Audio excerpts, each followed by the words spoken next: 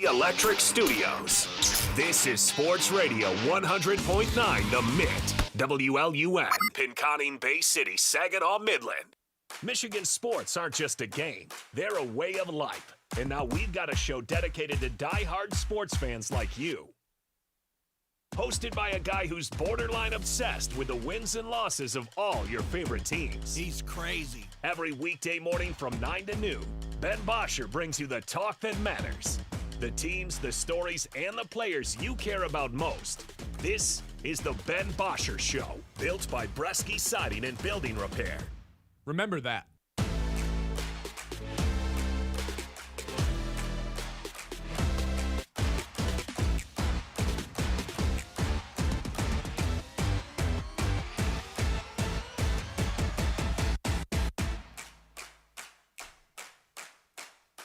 Hello, and welcome into the Ben Bosscher Show, everybody. Happy Monday. What are we calling this? A Motor City Monday. How about that? We got a lot to discuss today. We got a Pistons game tonight. Game 5. No, I'm just kidding. Game 4, Pistons versus Cavs. Big one tonight. I do want to start out with the Detroit Tigers. Sunday Night Baseball yet again yesterday. Somewhat undeserving time slot the way that they've been playing. We're essentially watching what feels like the Toledo Mud Hens in action every night. And during this 5-game losing streak that they happened to walk into, they ended it last night. But I did start to have some realizations about this team, their expectations for what the season are, their ability to make the playoffs. Everything has shifted. And you look around the AL and the AL Central, they're certainly still alive. Are they tied for 3rd and 4th place right now? Yeah, not exactly the situation you want to be in the worst division in baseball. But you're 2.5 games out. You got the chance to win the division still, obviously, even though you're not favored anymore. You look around the American League. There's 2 teams that are levitating above everybody else. They play in the same division, the Rays and the Yankees. Everyone else, pretty even keel. The Tigers, despite all the losing that has happened, despite being multiple games under 500. Detroit has the 3rd best run differential in all of baseball. It makes no sense at all. But the way that this season has gone, with injuries to, well, just about every single player on this team, with the exception of Kevin McGonigal, Riley Green, and Spencer Torkelson, and Dylan Dingler, with injuries to everybody else, Kerry Carpenter, the latest guy to join that list after just running into the wall after a terrible defensive play in right field over the weekend. By the way, Tigers' worst defensive team in baseball, not even really up for debate right now.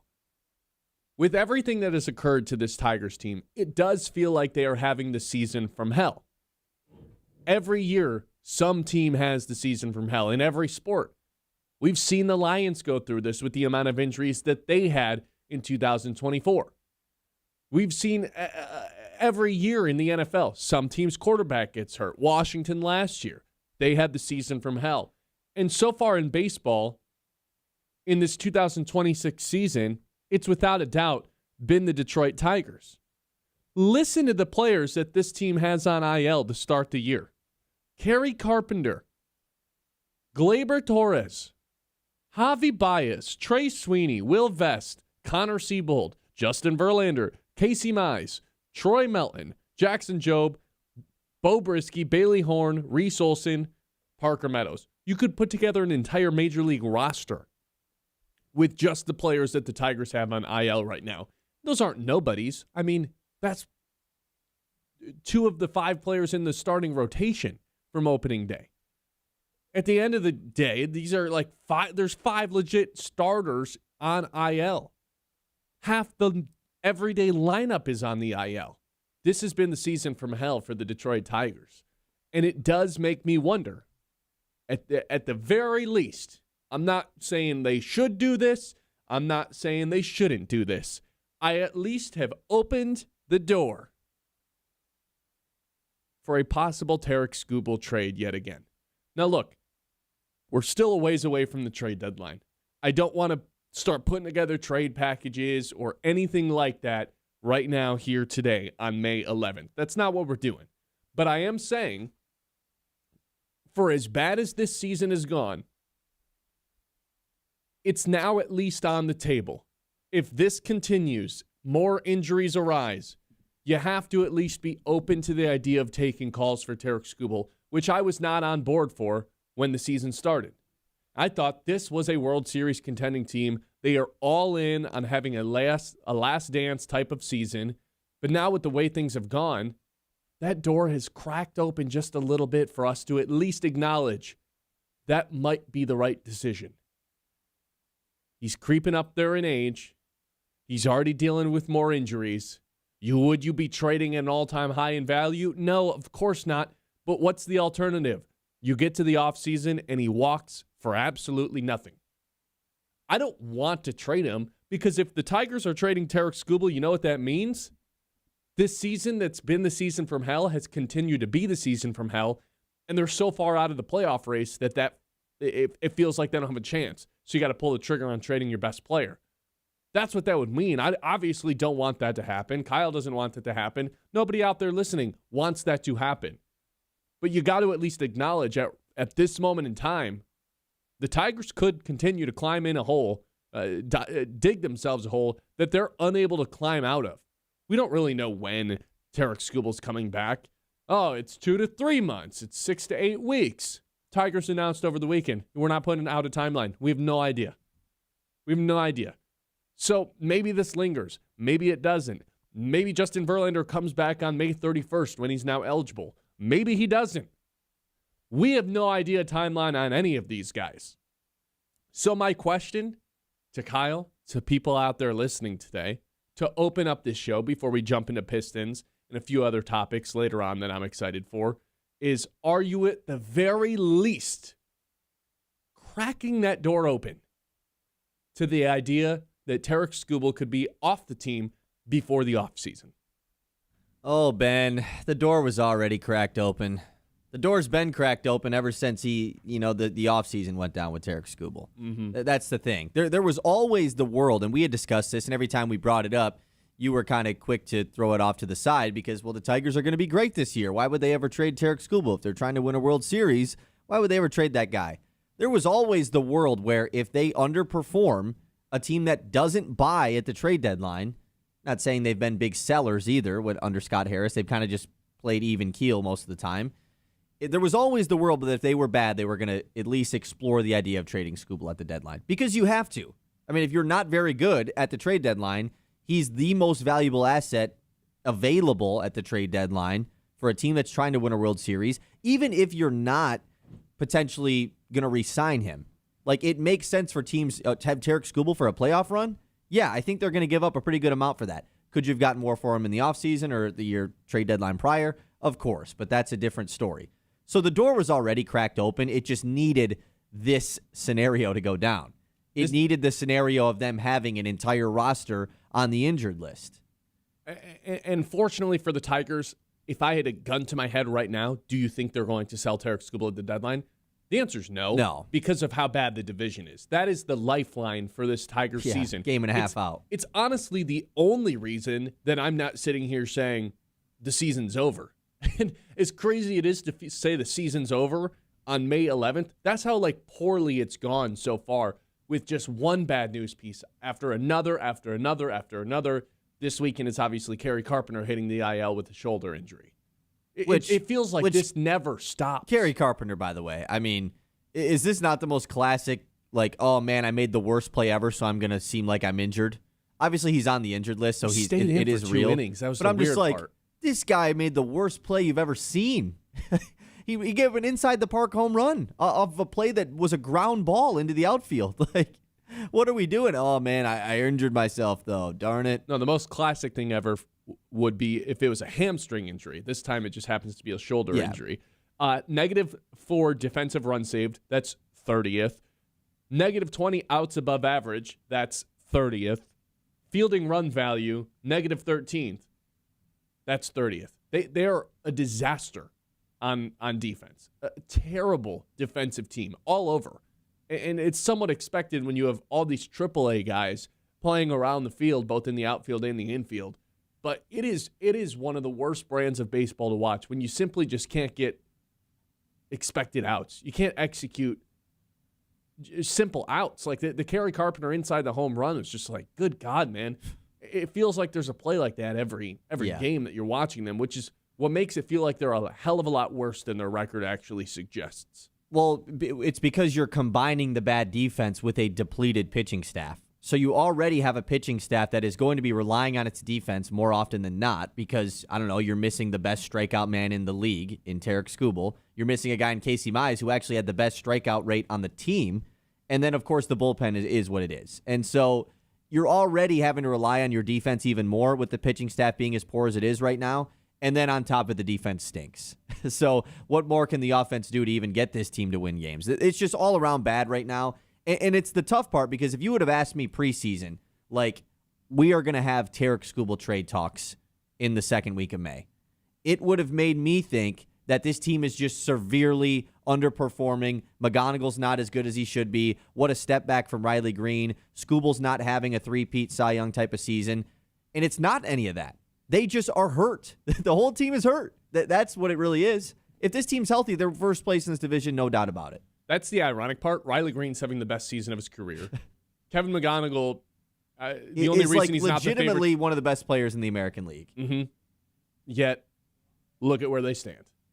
Not in first place, tied for fourth place in the AL Central. It's been tough. And by the way, I lied.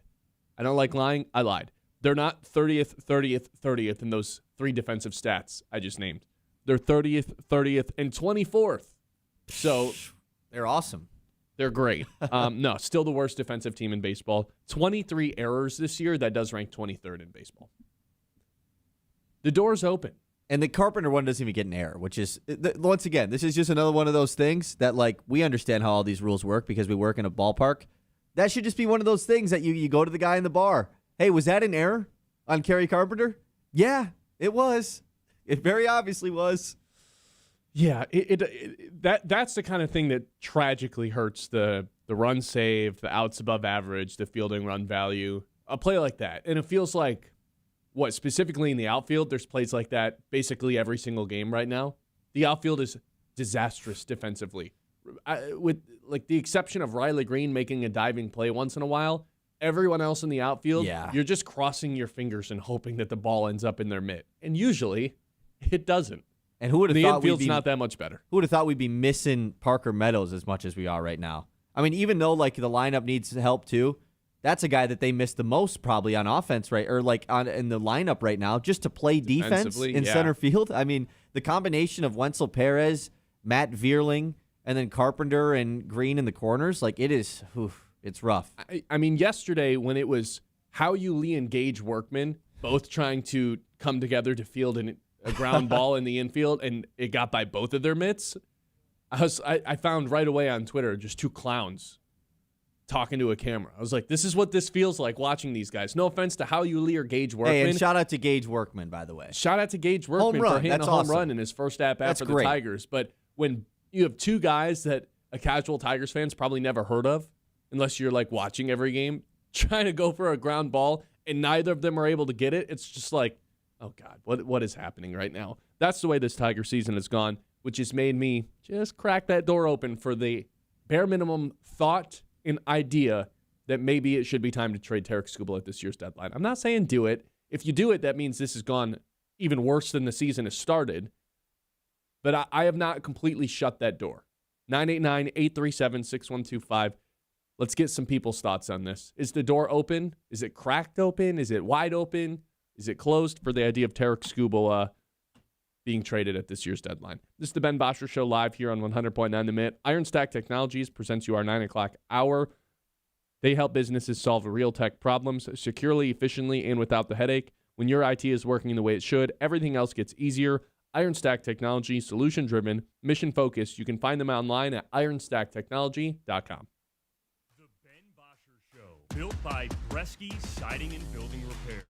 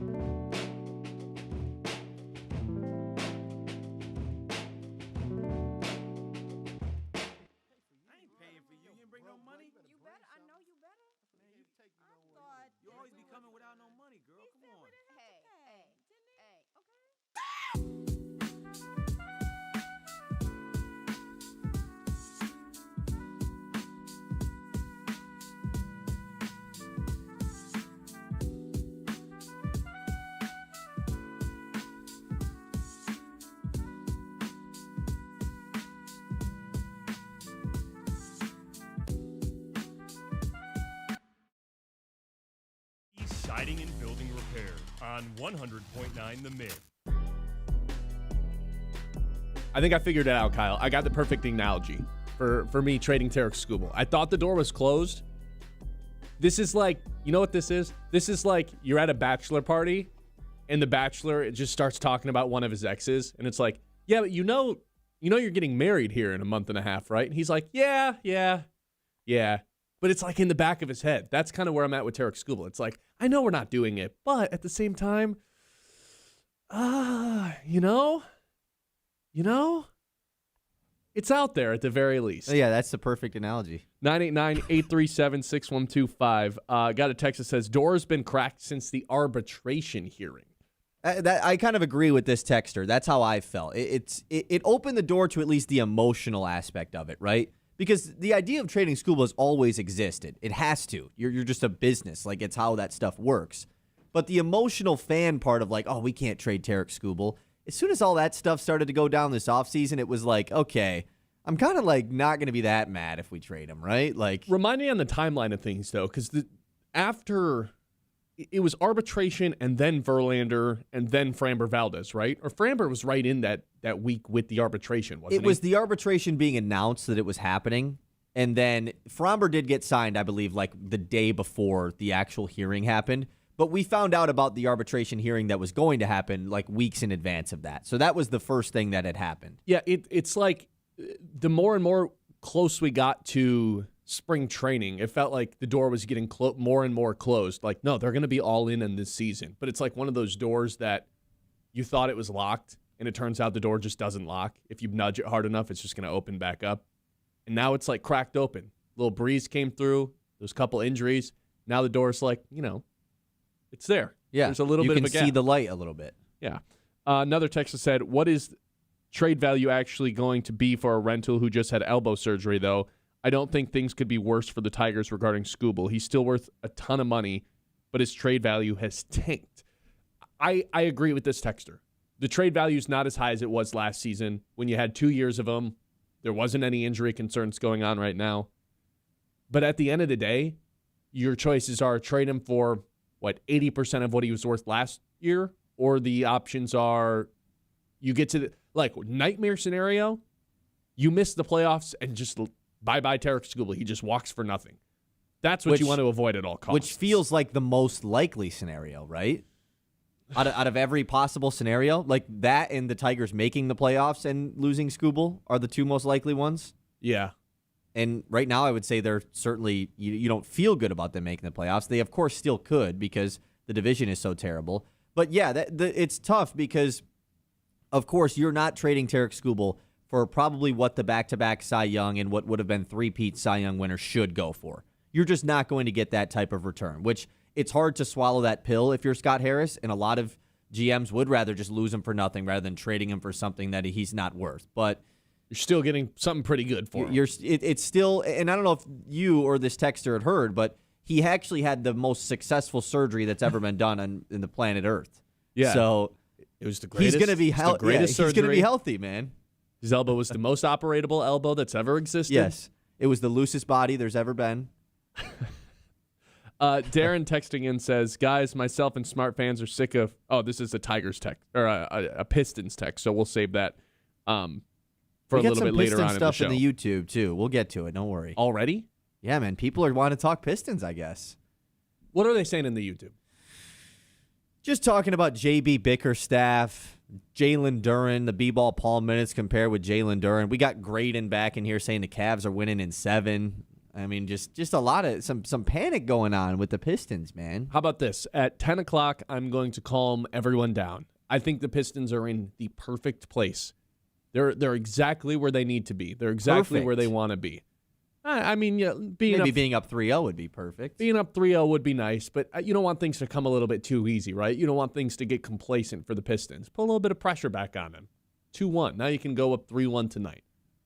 I'll explain a little bit more on that at 10 o'clock. But in terms of the Tarek Skubal conversation, again, I'm not sitting here slamming my fist saying, you know what, they got to trade Tarek Skubal and get something for him. Because ideally, Verlander's back at the end of May. Melton's back at the end of May. Mize is back at the end of May. None of that's a guarantee, though. Ideally, Carpenter and Gleyber Torres are coming back at some point this month too. None of that's a guarantee, though. I just don't know. And also, if the Tigers are truly having the season from hell, what if they just continue to stay banged up like this all season? That's what I was going to say. It's difficult to just say, when everyone gets healthy, when, there hasn't been a single ounce headed in that direction. It has only gone south of that. It just more and more. Kerry Carpenter getting added to the injured list. It's not the biggest injury in the world, but it is a pretty impactful injury when there's already 5 other position players on the IL, So that's what makes things really tough with predicting how this is going to go. Of course, they can still get right back into this thing, but the amount of injuries that they have right now is why it's so concerning. Andrew is talking Tigers in our YouTube chat. He says, man, what's in the water in Detroit? It seems like all of our major sports teams get injuries at the worst time. Is there an electromagnetic field caused by Ford? Does Ford have an electromagnetic field? All the teams are around? right close to each other. If there was one in the city, it would affect all of them. Yeah, realistically, the Pistons are the only team that haven't dealt with a massive injury. Oh, don't say that. I guess they did have a collapsed lung from Cade, but that was more of a freak accident, more than a soft tissue or anything like that. Tobias Harris did break his hip for 5 seconds. That was tough too. Yeah, this is in a lot of ways like that 2025 Lions season, 2024 Lions season, to where it's just one injury after another, and then as soon as you feel like you're starting to get healthy, it's hey, guess what? First drive of this playoff game, Amik Robertson going down, and it just never actually got better. That's kind of what I feel like this season is trending towards. Only difference is the Lions continued winning despite all those injuries, and the Tigers have not. And it almost feels like the Tigers have it a lot worse than the Lions did that year. Even though they dealt with injuries to some of their most important players, like Hutchinson and Anzalone and Montgomery and Carlton Davis. That's the difference with this Tiger season is still most of the high-tier caliber players on this team are fine. Tarek Skubal being out is, of course, it probably just washes away that entire conversation. And Mize was the second-best pitcher. There still isn't the season-ending injury, if we're not including Reese Olson in this, because that felt like it was written in. It happened really early before the season had even begun. There still isn't the season-ending one, and you still have McGonigal, Green, Torkelson, who's been pretty good, Dingler. You still have a majority of those guys left. The issue is it's just can you stay afloat? Are you going to be able to survive this stretch of all of these guys being out, also without any additional guys getting injured? And the number one reason to think, yes, they can stay afloat, or at least hanging around, get their head above water every few seconds to just breathe, trying to not get waterboarded, is looking around, not just the AL Central, the American League. When I found out last night, when I was just wide shot looking at the standings on MLB.com, I saw they had the 3rd best run differential in the entire league. I was that has to be a mistake. There has to be a mistake on the website. There's no way the Tigers have the 3rd best run differential in the entire American League. And sure enough, it's true. That's the number one reason that you don't feel like the season's over. There's only 4 teams with a positive run differential in the American League. It's terrible. What? Awful. And the Tigers have the 3rd best one, only behind 2 teams that are not in the division. 2 teams from the AL East. This division's bad. Same with the West. The West only has 1 team with a positive run differential, and it's the Mariners, the A's, who are a +2. And the A's are in first in the division. The A's are in first, they're minus. The Rangers are in second, they're minus. The American League right now is just a big old mess. 989-837-6125. We'll do more on Tarek Skubal in a little bit. I promised we will get to the Pistons at 10 o'clock. I want to do news when we come back and also bring back in a little old stock exchange at, let's call it, 9:45. It's all coming up here on the Ben Bosscher Show, as always, brought to you by Bresky Siding and Building Repair, the experts who do the job right the first time, whether you have a leaky roof, storm damage, siding looking a little tired. Bresky has you covered, locally owned, trusted, and dedicated to keeping Midland area homes safe and looking sharp. Quality materials, skilled craftsmanship, and service that puts your family first. Don't wait for the next storm. Call Bresky Siding and Building Repair today and keep your home strong for years to come. The Ben Bosscher Show, built by Bresky Siding and Building Repair on 100.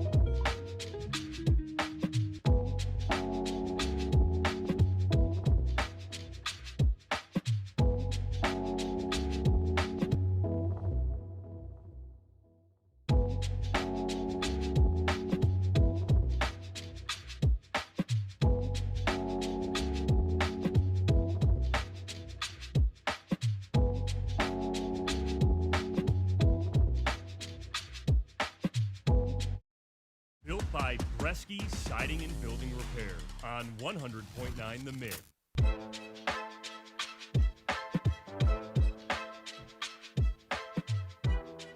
Got to see what's going on in the world of sports. Let's hit the news with Kyle Sandel. The Mitt's Morning Catch.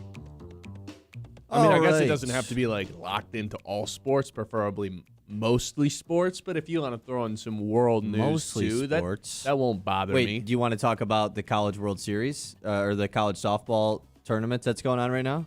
I mean, Is that what you were talking about? No, that's not what I was okay. talking about. Okay, then we won't. Let's first, though, look at the community calendar presented by Bresky Siding and Building Repair. Got to let the people know. Loons versus Whitecaps going on this week right here in Dow Diamond. It's a pretty fun series, man. Bryce Rayner's coming to town. If you're a Tigers prospect follower, he is on the Whitecaps. The Loons are the best team in the Midwest League going against the reigning Midwest League champions. So it's going to be a pretty fun series, and it all starts tomorrow with a Kids Day game following our show. I didn't realize that a new prospect rankings came out. I don't really know when they came out. I went to go look at something last night and I was like, whoa, what is this? Max Clark, number 6. Obviously, he's with Toledo. Bryce Rayner is your second prospect now with the Tigers, who's ranked 25th. And then Jose Briseño is ranked 30th. Those are your only top 100 guys. So top end of the farm system, full of stars. Depth-wise, somewhat lacking right now, but opportunities for guys to climb. 100%. And obviously, Jordan Yost, who was the first-round pick of the Tigers, was probably going to continue to climb the rankings. First-round pick last year. But yeah, 3 top 30 guys. Pretty cool. Hopefully, Jose Briseño can come back from injury sometime soon. Clark should be top 5 because technically Connor Griffin has not met the qualifier. If they would have done this like a week later, Connor Griffin would no longer count as a prospect, but he still does count because he didn't start the year officially with the Pirates. So Clark is at number 6, should be top 5 pretty soon. Are we going to see Max Clark sooner rather than later now that they have all these injuries? I don't know, man. It kind of feels like a lost cause talking about that at this point, right? I mean, we've had we started having conversations as soon as Parker Meadows got hurt, and then there was more and more and more injuries, and it feels like they have not even entertained the idea of bringing up Max Clark yet. I still think it happens later on this summer, though. I just don't think it's happening within the next month. Yeah. All right, let's talk about the NBA. We got to talk about this. Let's do it before John gets in here. The New York Knicks have advanced to the Eastern Conference Finals. It's their back-to-back trips to the Eastern Conference Finals. They sweep the 76ers, and they just beat them up. I mean, this was never a series. Game 2 was pretty close with Joel Embiid out in that game. The Sixers kept it close, and outside of that, it was all Knicks. They started this game, I think, 11 of 12 from 3 or something like that. They just could not miss, and it was an absolute blowout the whole time. Knicks hopefully could be the Pistons matchup in the Eastern Conference Finals. Pistons, of course, got to get through the Cavs, but New York will be there. I'm glad the Knicks swept the Sixers. I just want as much smoke being blown towards the Sixers as humanly possible, or towards the Knicks as humanly possible. And it feels like that's the direction we're heading right now. If the Pistons can take care of this thing in 5 or 6, and all of a sudden it's like, oh, the Knicks are well rested, Knicks, and it's just Knicks content rather than Pistons content for a whole week, that's why I think the Pistons might be in the best case. Like, they're in a perfect situation in my mind. It's tough because all I can think about is that potential series. And, of course, Detroit has to get through Cleveland first. And I'm confident that they will, so maybe that's why I'm thinking about it so much. But just that series last year with 10 times more stakes, Eastern Conference Finals, a trip to the NBA Finals on the line. The Knicks haven't been to the Finals since the 90s. Like, it's just crazy to think about what's going to be on the line for that, and how New York completely took over Philly. Like, when they played at the 76ers, it was all Knicks fans there for both of the games. That ain't happening at LCA. No, I mean, you can't hop on a train and just be here in an hour. Right. Of course it's not happening. So I'm excited for that. But, of course, Pistons have to get through the Cavs. Other series last night was Timberwolves-Spurs, Game 4. Wembanyama gets ejected in this game about halfway through the second quarter with a big-time elbow to the neck of Naz Reid. The Spurs still did a good job despite Wemby going out. They took a pretty large lead in this one in the third quarter. The Timberwolves stormed back. A huge fourth quarter from Anthony Edwards, and the Timberwolves tie this thing up 2-2. This is the best series of the round, and it's not close. This might be the best series we get the entire playoffs, honestly. Really? You think so? It has the potential to be. Both finals series should be pretty good. Like the West Finals? I'm not trying to discredit the West. I'm just saying, like, this is the two faces of the league kind of going toe-to-toe. This is Anthony Edwards and Wembanyama, and it sucked that we got no Wembanyama for over a half of this game yesterday. You see the clip, he didn't even know what a flagrant 2 meant. He didn't know he was ejected. Yeah, he was like, what does that mean? And Barnes told him, he still was like, oh, okay. And then, like, didn't even realize he was ejected. Yeah, very weird.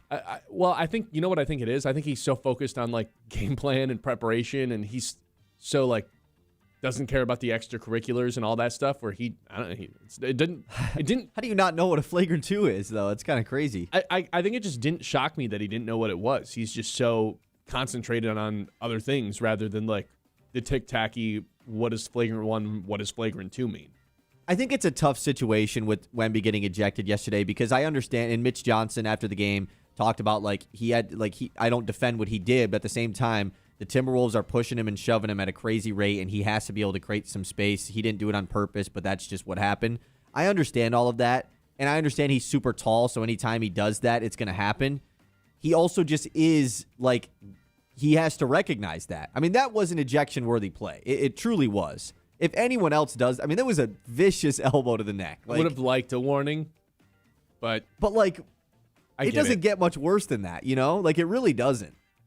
As far as a swinging elbow goes, a non-intentional he's 7'5", one. man. Every time he tries to shake guys off of him, it's going to be to the head neck area. But like that has to be something he recognizes, right? Like he's getting hounded. That's all I'm saying. Like how many in this series? What's the over/under at it? Like so far, how many times has he ended up on the ground? Because it feels like it's like 5 times a game. Because he's just getting body checked over and over and over again. And that's just kind of the blueprint on how guys are going to guard Wemby forever. You kind of have to be that physical with them, which makes me think, are we getting like crazy Michael Jordan after losing to the bad boys sort of Wembanyama this offseason to where he just gains like another 10 pounds of muscle and just becomes truly unguardable? Could happen. Cade Cunningham type muscle put on, you know? The pictures of Cade from his rookie season, I know I've said this before, but his rookie season versus now, how much he is bulked up. I mean, it's got to be 15, 20 pounds. Has to be. He's enormous compared to when he was as a rookie. 100%. And if he can get like 10% stronger, watch out, everybody else. He's already finishing through contact at an extraordinary level. We'll close the news with this, and then we'll save the rest for later because this is a pretty big thing that happened yesterday before both NBA games. The NBA lottery went down, and the top 3 looks like the Wizards, the Jazz, and the Grizzlies, the 3 teams that tanked the hardest at the end of the regular season, get rewarded with the top 3 picks. Pretty funny how that works out. That's why they have to change the tanking rules. It's exactly what Adam Silver wanted, man. There's always a conspiracy with every lottery. Of course, last year's was very obvious. Oh, the Mavericks lost Luka with the worst GM move of all time. They get rewarded by getting Cooper Flagg. This year, it's, hey, Adam Silver, oh, look, my new proposed NBA lottery thing would fix what just happened here. The 3 tanking teams got rewarded. Look, my whole new thing that I want everyone to do, it would be way better than this. I think you can dive into it any year. You can find a way to say it's 100%. Rigged. This is like the last year. This is like the opposite of it being rigged, I think. It was the most likely outcome happened. Yeah, the worst team got the first pick. I don't think that has ever happened in the new lottery odds. It doesn't happen very often, no. Also weird that just like Anthony Davis has just been on the team 2 consecutive years that gets the number 1 overall pick. Teams traded to the team, yeah, in the middle of the year. And then he just gets the pick. Pistons trade for AD, is that what you're saying? And then they get the number 1 pick. Yeah, but then they would have to like stink for that to happen. So the big part is, though, the Indiana Pacers give up the 5th overall pick to the LA Clippers. Their pick was top 4 protected. They basically had a 50-50 chance of being in the top 4 or falling out of it. They traded for Ivica Zubac at the trade deadline. Most casual NBA fans probably don't even know who that is. He's a good center in the NBA. That's probably the best way to describe him, right? He's good. Certainly not an all-star, all-NBA caliber center. And yet they traded the 5th overall pick in one of the deeper drafts we've seen in quite some time for him. Major W for Pistons fans, because if the Pacers would have got a top 4 pick, it would have been a bit scary. Yeah, I was just going to say, as a Pistons fan, that's the way I was watching the lottery of rooting against the Indiana Pacers, who were just a force to be reckoned with last year in the playoffs and could have added a top 5, even a number 1 overall pick. They would have went into the year as favorites in the East, probably. I can imagine so. So good thing for everybody else in the East that the Pacers did not end up getting that pick. Did you see their GM put out a public apology on Twitter? A public apology That's saying, tough. Hey, imagine being Zubac. How does that feel? He's basically saying, hey, I'm sorry I made that trade. I lost the trade. Yeah. Sorry Zubac about that. was not worth it. Yeah, he was not worth the 5th pick. The funniest part about that tweet is he says, I felt like we were due for some good luck. Okay. It's a crazy thing to say. That's something that I usually Can you say. imagine if Brad Holmes put out an apology about one of his draft picks? Like going into year 3, he's just like, Take us another I'm injured sorry guy. about Hendon Hooker. That was a terrible pick. Yeah, I thought he was due to be good. We were trying to replace Goff. Could you imagine if Brad Holmes said something like that? Oh, my God. Crazy. 989-837-6125. This is the Ben Bosscher Show live here on the Mitt. Stock Exchange when we come back here on the Ben Bosscher Show. Hey, Mr. Appliance, they're your go-to fast, reliable home appliance repair right here in Midland. From refrigerators and ovens to washers and dryers and more, they'll get you back up and running. Keep your home running smoothly with Mr. Appliance. Schedule service today at MrAppliance.com. The Ben Bosscher Show, built by Bresky Siding and Building Repair on 100.9 The Mitt.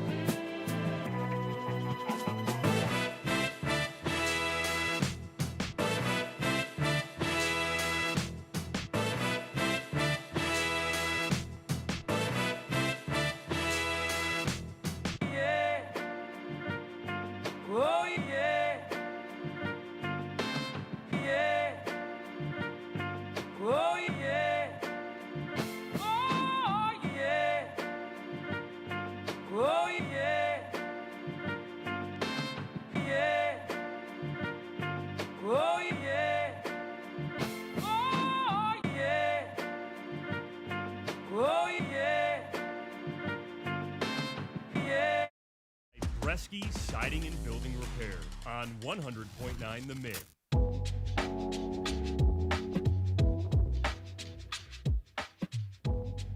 All right, welcome back in. Happy Monday, everybody. I think it's time to do a little game I like to call the stock exchange.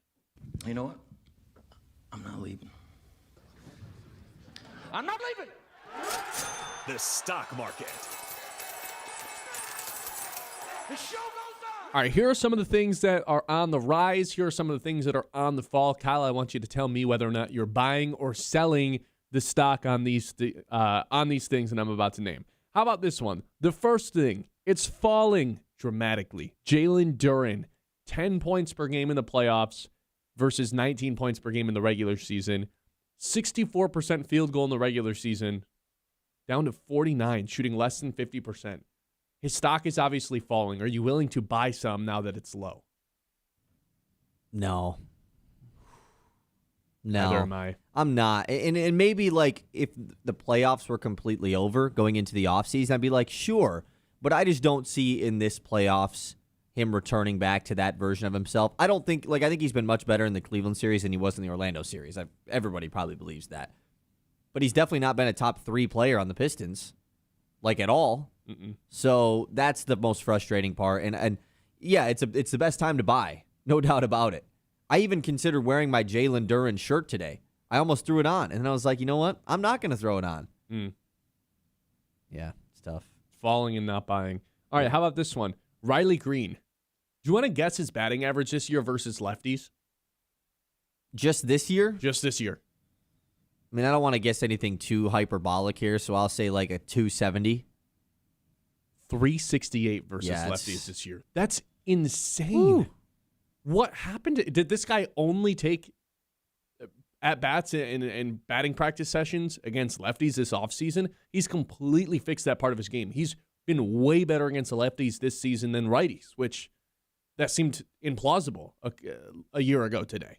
And now he's just become one of the best hitters on the team. I keep going back and forth on who I think is the best hitter on this team, because after the first couple of weeks of the season, it was like, oh yeah, McGonigal's just that guy. And since then, Riley Green's just been one of the best hitters in baseball. I think right now I'd lean Riley Green as just the better hitter. I mean, the fact that Riley Green has the best average on the team in itself is like better than McGonigal is whoa. Higher average, higher OPS. Yeah, better splits. He has a higher on-base percentage than McGonigal. Like, that's unbelievable. And obviously McGonigal is still like, he's got more walks than McGonigal too. Riley Green does. Like, it's actually crazy how he has kind of passed him in nearly every stat. Of course, the strikeouts is going to be one thing that he won't, but the strikeouts are still very down for Riley Green. As far as, like, am I buying or selling stock? I mean, obviously, now if you think he's going to return to any sort of 2025 version would be the time to sell. But the Tigers aren't performing well, so I don't think his stock is at an all-time high. This might be a time to just, like, ride it. Like Riley Green, like I think I'm just going to play this thing out. Like I think he's going to be pretty good for some time now. So I think I have so much Riley Green stock that I just like, even when it was so down last year, I've just continued to buy bits and pieces of it that right now I feel like I'm flourishing and I could go buy, a big fancy mansion on Riley Green Island. Like now would be the time to get the McGonigal stock, right? I guess, but I just don't. because I don't of think how good Riley Green has been. been. A dip in McGonigal. Like, no, but like the spotlight's on Riley, right? Yeah, he's been the best player on the team. And honestly, like just straight up, you can include the pitching staff in there too with all the injuries that they've dealt with. Guess who's just been the best player on the team this year? It's been Riley Green. With Skubal being out, you're saying? Yeah. Yeah, I'm with you there. How about this one? LaMelo Ball. I think his stock is falling because he named his child LaOne. Wait, what? You didn't hear this? No. With his baby mama that's like 20 years older than him or something? That's out of my knowledge. I have no idea. All I saw was he named his child LaOne. LaOne. That's terrible. I already was out on LaMelo Ball, and now I hear this. LaOne? LaOne. See, what are we doing? And it's spelled that way? Because then you could say, like, it might get confused as, like, Leone. No, LaOne. Well, maybe it is. I don't know. No, I read it as for LaOne. sure is LaOne. I mean, think about the guy who's the father. Yeah, the capital O makes me think it's LaOne. That's pretty tough. Yeah, it's even better time to sell the stock, I guess. Yeah. His stock is falling, and I'm still down to sell it because that's terrible. Just setting that. Is that the worst name ever? I can think of a couple more. What's worse, DeColdest Crawford or LeOne? No, DeColdest Crawford's kind of sweet. I was thinking of like, I can't do it. I'll tell you during the break. I thought you were going to make a joke and be like, Kyle. No. Knicks stock, that's certainly rising right now, and I'm down to sell all of it. I just want as much smoke being blown towards the Knicks as possible, and for them to be the main characters. I was driving in to Midland yesterday, and I was listening to, just Fox Sports Radio, and they were talking about the Eastern Conference. They went 10 straight minutes talking about the Knicks and potentially, and then playing Philly, potentially playing Cleveland. The Pistons didn't get mentioned once. I was like, what are we doing, guys? The 1 seed? The team that swept the Knicks in the regular season? We're not even going to give them like a mention? Not even once. That's so funny you say that because Saturday night, this was after the Pistons game, late Saturday night, I was driving back from the gym and I just, I have a short drive, so I popped on Fox Sports Radio as well. I can't remember what show that is. It was the same exact thing. The Knicks hadn't even won the series yet. This was pre-Game 4 even happening. It was just Knicks, everything. So now is the best time ever to sell it if you think they're not going to go. But I think a lot of people are confident they're going to go to the finals. So I think the playoffs have just worked out incredibly for them, considering they played Atlanta, who was, I don't want to say the biggest frauds in the East, but no, certainly not. They might have been. Think about it. Orlando went to 7, and the Raptors went to 7 too. I think the team that is playing the Pistons are. That's how I feel. But I guess, yeah, maybe. From an expectation, to be a fraud, you have to have some sort of expectations. Have you seen the odds for the Eastern Conference? No, I would imagine the Knicks are minus right now just because the other series hasn't been determined. I was wondering if you'd seen them. Knicks are minus 165 right now. Pistons plus 220. Cavs plus 700. So the books are still confident in Detroit. Yeah, Richard says the Knicks played 2 fake playoff teams. Philly, just with what happened to them with Embiid. Yeah. They kind of just could only survive one series. Yeah, which good run from Philly and everything beating Boston. But yeah, there's no way they were going to withhold another playoff series. Yeah, I got a couple more stocks that I want to get to. We'll get to that at the end of the 10 o'clock hour. I do want to jump a little bit deeper into this Pistons series. Got a couple texts already lined up about it, so seems like everyone's fired up to get going. Can I give you a quick one? On the Detroit Pistons. Yeah, what's up? I'm just selling the Pistons white jerseys. I'm sick of them, man. Can we wear some different jerseys? I'm sick of wearing the same jerseys every single game in the playoffs. That's a good point because every other team has done their home, they've done their away, and then every team has their alternate in there as well. The Cavs get to wear the cool navy ones. Why don't we get to wear our cool black jerseys? The Sixers have done the throwback, old school 76ers logo. I would love the black and teal logo or the black and teal jerseys. Right. I love those. I think they're the best jerseys we have. How about the road blue jerseys? How about we wear those one time? Can we make Cleveland wear white once? We've worn the white jerseys every game in the playoffs. Every single game, and they're doing it again tonight. 11 straight games. I'm sick of them. Yeah.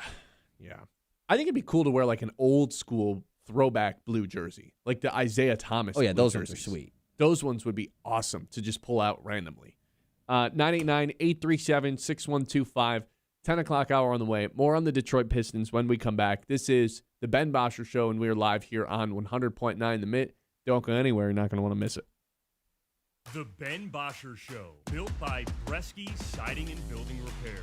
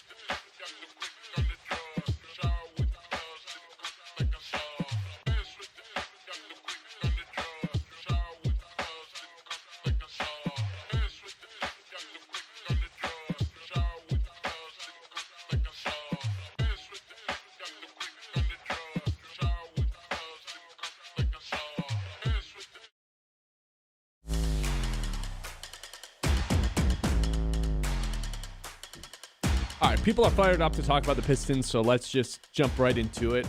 I've already alluded to this multiple times throughout the show, but I do think that the Pistons are in about as good of a spot as you can be. Yeah, being up 3-0 would be nice in theory. Having already swept your second-round matchup would be nice in theory, the way that the Knicks have. But I almost want this to be a little bit like, yeah, we kind of had to earn this playoff series, the same way that they had to earn the first-round matchup. Nothing came easy, and I think that actually was the best thing that could have happened to the Pistons in hindsight, even though none of us thought that at the time. It was more of a panic thing than anything.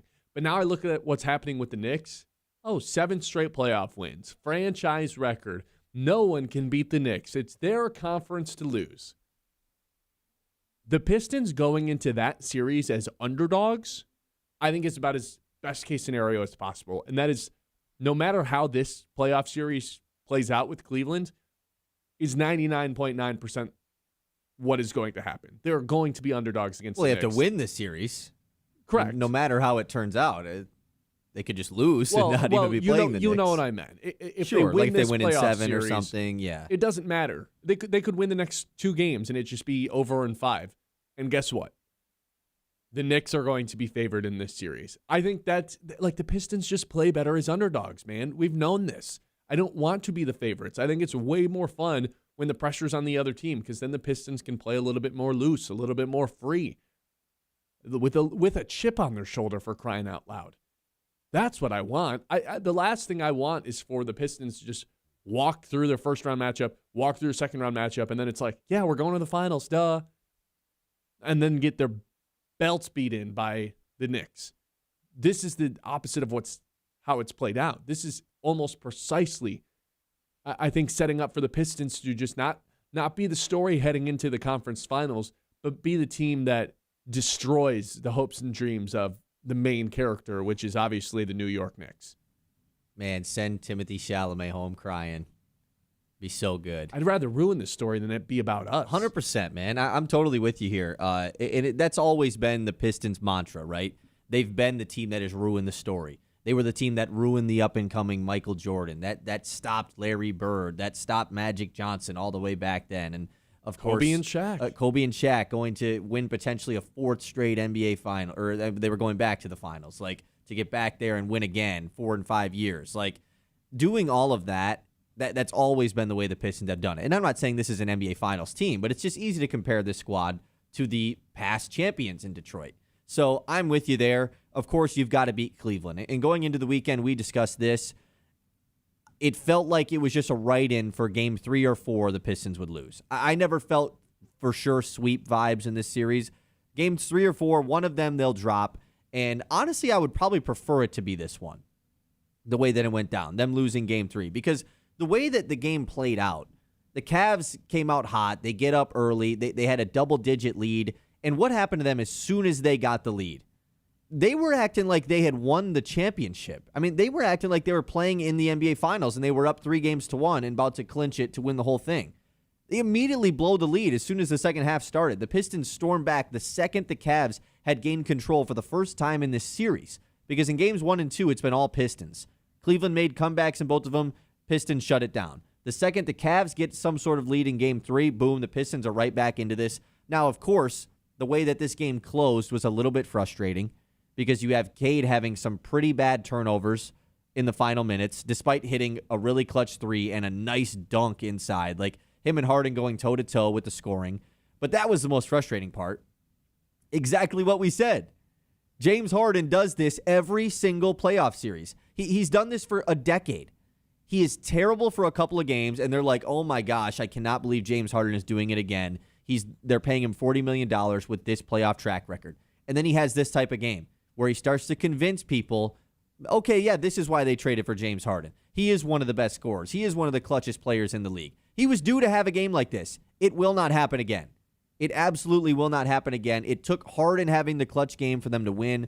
I'm still totally all in on Pistons in 5. Yeah, I don't think Harden has another game like that in him because I don't think JB Bickerstaff's dumb enough to keep Asar Thompson on the bench in the last couple minutes of the game, because as tough as it is to have him out there on offense in the last couple of possessions, God, man, like, you know what thoughts were going through my head? Why don't we just have Asar out there and to make up for some of the offense, put Paul Reed in instead of Jalen Duren? That's a thought that went through my head a handful of times because I think that the loss from Duren to Paul Reed isn't as great as the loss on defense as, I mean, no offense to Tobias Harris. He's been amazing in these playoffs. He gets isolated in a one-on-one situation with James Harden twice in the final minute of that game. Doesn't go very well for Unk either time. If that's Asar Thompson, guess what? He's just not scoring. James Harden still does not have a basket in this series when Asar Thompson's guarding him. And if I had to guess, it's not all of a sudden he's going to start being able to score on Asar Thompson. That's a guy who comes in and just wrecks the game and probably should just be in on offense and defense in the last couple minutes of the game simply because it's not worth the possessions he misses on the defensive side of the court for the Pistons. I'm all in on the Pistons just continuing to play well enough to win this series. I don't think James Harden has another clutch game in him down the stretch. I don't think J.B. Bickerstaff will have Asar Thompson on the bench in the last couple minutes of the game tonight or going forward. But you know what? Like, the Pistons take the lead more so than James Harden being clutch as the reason that they lost. Cade had two of the biggest brain fart dumb turnovers that you could possibly imagine a superstar having. I love Cade. He had a triple-double in this game. I don't want to take anything away from what he did. But damn, man, you threw it off the backboard on an inbound. That is inexcusable. Yeah. If James Harden would have done that, he would have been ripped to shreds by every single person on TV for a week straight. That clip would have been meme-ified 1,000 times. It would have been posted 1,000,000 times on the internet. You can't throw a ball and have it hit the side of the backboard when you're trying to inbound a pass. You know what else you can't do? Just throw it right into the guy's hands who's just guarding the inbound pass. The white guy on the court, man. He's the one that jumps up and steals it. It's not the volume of turnovers that Cade has had. And by the way, it's pretty high volume. 58 of them through 10 games is a playoff record. It's the dumb turnovers like that at the end of a game that are just inexcusable. I love everything Cade's about. I think he's one of the 5 best players in the league. But damn, man, that stuff just can't happen if you want to be a superstar. It just can't. And then he follows it up with the huge clutch 3 and the dunk. You know, like that's just the part about it that's so tough is like he is able to make up for it. Obviously, I still think it is probably the reason why they didn't close out this game. Harden having 7 straight points, though, like that to me is just like that's not going to happen. And I agree with you in the like Asar Thompson, they won't let it happen again. Because I understood why, like the theory of closing with Danis, because of how clutch he was, and it takes, like in games 1 and 2, it takes the pressure off of Cade in the closing minutes. I understand it. Like I get why it worked in game 2. But Danis didn't have it nearly to the level that he did in games 1 and 2, and that has to be recognized. And it has to be recognized that James Harden is going off. And Asar Thompson, if he's in the game, maybe he's not even glued to James Harden. Maybe he is still with Donovan Mitchell, and it doesn't matter. You can help. Be in the help. Exactly. It would have done maybe something. It's worth a shot. And so that was a little bit frustrating. I don't think the Paul Reed, Jalen Duren stuff, not saying that you're wrong, I just don't think it is something that is realistic. I just don't think Duren gets benched at the end of the game unless he's in foul trouble for Paul Reed. And so the Asar Thompson's the one adjustment that is realistic that I think could be made, and it might have changed the game. It might have had them up 3-0 at this point. But I'm still not worried, that's for sure. I think Richard put it the best in our YouTube chat. He said, Game 3 was stealable, but was always going to be the hardest game for them to take. They're still well-positioned to win the series, possibly in 5. Cleveland still has to prove they can win on the road. Yeah, they still have yet to do that in these playoffs. Still have yet to lose at home, too.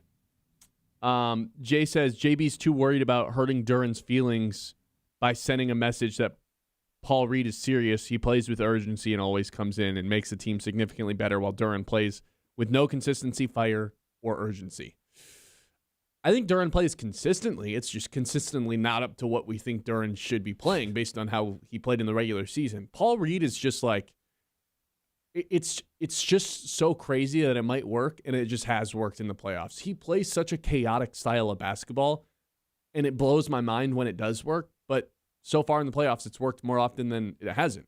I mean, in the last game, he played 8 minutes and went 4 for 4 and 3 for 3 from the line. It's insane. He just comes in and makes a difference. It's so crazy. Like you said, it's just a jumble of chaos. How I describe Paul Reed when he comes into the game, it's like when you're in the movie theater watching a horror movie and you know that like the jump scare is coming. So you're like doing one of these. You're like covering your eyes a little bit, but you're still peeking through. Like you just feel the feeling every time Paul Reed is in there. But most of the time it works out. It's like when that happens, but the jump scare doesn't actually happen. So you're like, oh. You know what I describe it as? It's AJ Hinch in 2024 pitching by chaos the last month of the season. It's like this isn't going to work, right? This isn't sustainable. There's no way that they're going to continue doing this, right? It's just like, no, it's just so nuts, and the shots he takes are so crazy, but there's just enough evidence that they're going to go in. It's so weird. I'll tell you what, he's definitely taken Isaiah Stewart's minutes. Isaiah Stewart looks lost on both ends. Frustrating. And it's like surprising too. And they're going to need him against New York to guard Cat. But right now on both ends, Isaiah Stewart, like, he doesn't want to shoot the 3 ball. And if you're not going to do that, like, what are you doing on offense? Not that he has no game in the paint, but, man, that's kind of what you're here for, to stretch the floor. And on defense, it's just like he's a walking foul right now. Every possession down the floor, it feels like there's a total risk of him having an off-ball foul. It just can't happen. You're giving extra possessions to whoever you're playing. And in this instance, it happens to be Cleveland. I think I'd rather play Paul Reed right now than Isaiah Stewart. I think people are agreeing with you on the Duren aspect of things, though. That's for sure. Esco says it's safe to say Duren has played his way out of a massive contract. Hopefully that means they'll actually bring in another star for Cade to play with. I mean, they're not just going to let Jalen Duren walk for nothing. Right, but is he like the actual star that needs to be next to Cade? That's another conversation to have. The only way he's not playing for the Pistons next year is if there's a sign-in trade of some sorts. You extend them, and then you trade him immediately to another team. And Jalen Duren would have to be cool with it. But I ultimately think he's just going to be back. Now he's got something like some motive for this offseason because, oh my God, back to 10 points per game. And I don't want to skip to the offseason, but it is going to be very interesting how Jalen Duren's restricted free agency goes. It's going to be, I have no idea how that's going to go down because I think some teams are just going to blind themselves to what has happened in the playoffs and be willing to look at the regular season. And Detroit, it's going to be hard to blind yourself to how much of a step down he's taken this playoffs. I think there's some teams that'll say, well, if there was just like 4 guys who could shoot around Jalen Duren, it wouldn't be that big of a problem. And unfortunately, Detroit can't fix that because they have Asar Thompson. Again, back of my head for 5 months, it's just been like, can these 2 guys coexist? And I still don't really know what the answer to that is. On one hand, they're about to be in an Eastern Conference Finals, in which I think they're going to win. On the other hand, that thought still just exists in the back of my head. Like if they're playing in the NBA Finals, like we can't really complain about it that much, right? They got to the finals, so it's tough. I agree with you. I ultimately think it'll be the reason they lose, though, if they do lose in a finals. Even though if they get all the way, it's just going to be like, hey, man, there's a lot of players that could go get us 10 points per game playing center, especially with Cade. Not a lot of other guys in the league who can just swap in for Asar Thompson and just turn yourself into a top 5 defense pretty much overnight. That's all. 989-837-6125. Cade Cunningham, there's one superstar that's just kind of been staying in his way, and he did it again last night. This is the Ben Bosscher Show. You guys can see us live on YouTube. You can see the difference at Midland Eye Care, where your vision is their focus, offering comprehensive eye exams, glasses, contacts, and advanced eye health services. Friendly, knowledgeable staff and a wide selection of stylish frames for every face and budget. Book your appointment today and start seeing clear tomorrow with Midland Eye Care. The Ben Bosscher Show, built by Bresky Siding and...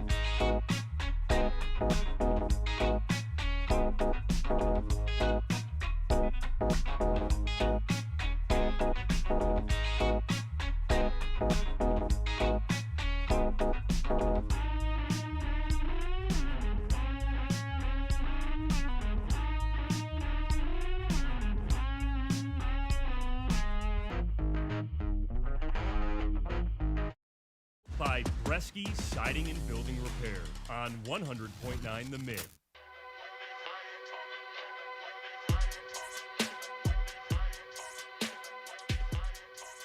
I told you I think Cade Cunningham's one of the 5 best players in this league.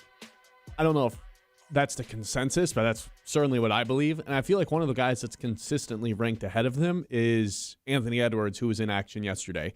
And I had this thought as the game ended and he had his post-game interview. He just has such this glowing personality. He's so fun to talk to. The interviews are so entertaining. That's what it is. He attracts people to him just because of his personality. He's an enjoyable interview. All this stuff. And I don't really think Cade's built like that. I don't know what it is. It's not that Cade's a bad interview, but it's a little bit more boring. He's not as jubilant to be doing them. I do wonder, am I jealous of it? Do I wish Cade had more of a personality? I don't think the answer is yes, but part of me is a little annoyed that Cade doesn't get appreciated as much as a guy like Anthony Edwards when I think they're pretty much on the same level. Yeah, they certainly are on the same level. I think you could make a good debate for either of them being better than the other one. It feels like every time I do say Cade is better, it has a game like last night. Yeah, he's just incredible down the stretch, 16 in the fourth. And I think the thing about Edwards that I am jealous of, because I like that Cade is even keel as he is, and I like how he is cool, calm, collected, and he is very professional. He's been since day one as well. I think he embodies the city of Detroit and the Pistons perfectly. So I think he is perfect for the Pistons. Is he the face of the league, the guy that Adam Silver and the NBA want to build the future of the league around, like Anthony Edwards? He's not, and I don't think that's a bad thing. He's not the guy you want to slap on every NBA commercial. Yes. The thing that I am jealous, though, about Edwards, and I'm not saying that Cade doesn't have this, Edwards just has it to the extreme level, is the whole, built for the moment thing. I don't know if there's anybody more built for the moment than Anthony Edwards, just from a, publicly stating that I am built for the moment, and then has a track record and does it time and time again. The guy is about to go potentially to his 3rd straight conference finals, drafted the year before Cade Cunningham as the best player on the team, and always comes up clutch. I mean, do you see the clutch 3 he hits last night right in front of the Spurs bench? And then he goes to high five Mitch Johnson, the Spurs coach. Taps him on the chest. Yeah, and Mitch Johnson just laughs it off. What are you kidding me? Imagine if Cade did that to Kenny Atkinson. Just hands would be thrown. Dapped him on the chest when he hits the 3. That's just who Anthony Edwards is, though. And everybody has accepted it. And he just oozes confidence. And I'm not saying Cade doesn't, because I think Cade is extremely confident. And he's the just way not going to vocalize it as much. Exactly. The way that the Pistons play, that clearly they have just as much confidence in Cade as he does. But Edwards just does it to a different level, more than anyone in the entire NBA. So it's hard for a guy like Cade to have more than him because nobody does. I don't think there's another star, maybe with the exception of like LeBron and Steph, who have just kind of been there, done that, who could tap the other coach on the chest and hit him on the chest and be like, gotcha, without there being like a fight that breaks out. Like if that happened in the Pistons series, if James Harden tapped JB Bickerstaff's chest. Oh, yeah. I mean, we're JB throwing might hands. JB might be the one to throw hands. If Cade Cunningham taps Kenny Atkinson on the chest, well, maybe nobody on the Cavs does anything about it, but I don't think people would like it. With Anthony Edwards, I mean, Mitch Johnson just starts smiling. It's like, what else is he going to do? This guy's just like, because he loves it's basketball. Edwards. Exactly. He loves, I don't think he loves the spotlight, but he's built for the spotlight. You said he's built for the moment. I think Cade is equally built for that moment. He just doesn't vocalize it as much. Edwards is a lot more built for the spotlight being on him in terms of, giving out awesome quotes and just being like a genuine joy to be around. I don't know if Cade is like that. Well, I think with Cade, like coming into this playoffs, we had a not question about how good Cade was going to play, but we certainly were like, okay, this is the first playoff series and playoff run for him where he's going to be favorited. His team is the 1 seed. Like there's a lot of pressure on Cade, and we were wondering like how is Cade going to play? He answered that question pretty quickly. With Anthony Edwards, there's no question. Like you just know, right? You just know what he's going to bring to the table. And Cade still is like, I mean, he scored 20 points in every single playoff game of his career, something like that. Yeah. I think I saw that stat this weekend. That's pretty cool. But with Edwards, it's just like from day one, you knew that he was going to bring that to the table. Cade, I think there was a little bit of like, okay, let's see what Cade's got. I still think Cade is better though. I think I do too, but I go back and forth. After a game like last night, it's just like there is something about having someone with such a strong alpha personality like Anthony Edwards. And I think Cade is like that too, but it's more like lead by example rather than showing up and like there's just something about Ant where he walks onto the court and you just know that he's the guy. Cade, I think it's a little bit different. I think you have to watch him over a little bit longer of a course of time and be around him to understand, the confidence is there. It just had to be built a little bit. It took a little bit longer to build rather than Ant who walks onto the floor and it's just like, this guy's so confident in himself that I'm just naturally confident in him. I mean, the guy was trash-talking Barack Obama. Yeah, Cade would never like do what? That. Cade would never do that. You're right. He said he was better than Michael Jordan. Like he said so many things that it's just like, yeah, obviously these are foolish things to be saying, but he believes all of them. Yeah, that he could be the best football player in the NFL if he wanted to, that he could be the best ping pong player. He's great at baseball. Yeah. Like, there's that clip of him doing an interview where he's like, anything, you name it, I'd be the best at it if I put my mind to it. The irrational confidence. And I think sometimes it can be a little bit, not with him, but with some guys, the irrational confidence is a little bit of like, okay, tone it back a little bit. Like Michael Jordan had irrational confidence. Yeah. Kobe had irrational confidence. They have the irrational confidence because they put in the work to earn that confidence. Whereas Cade, it's the right amount of confidence. He has the confidence. He just doesn't display it like Edwards does. Yeah, I don't think it's irrational what Cade has. I don't think he'd go out and be like, I could go bat 350 in Major League Baseball when Ant like firmly believes that.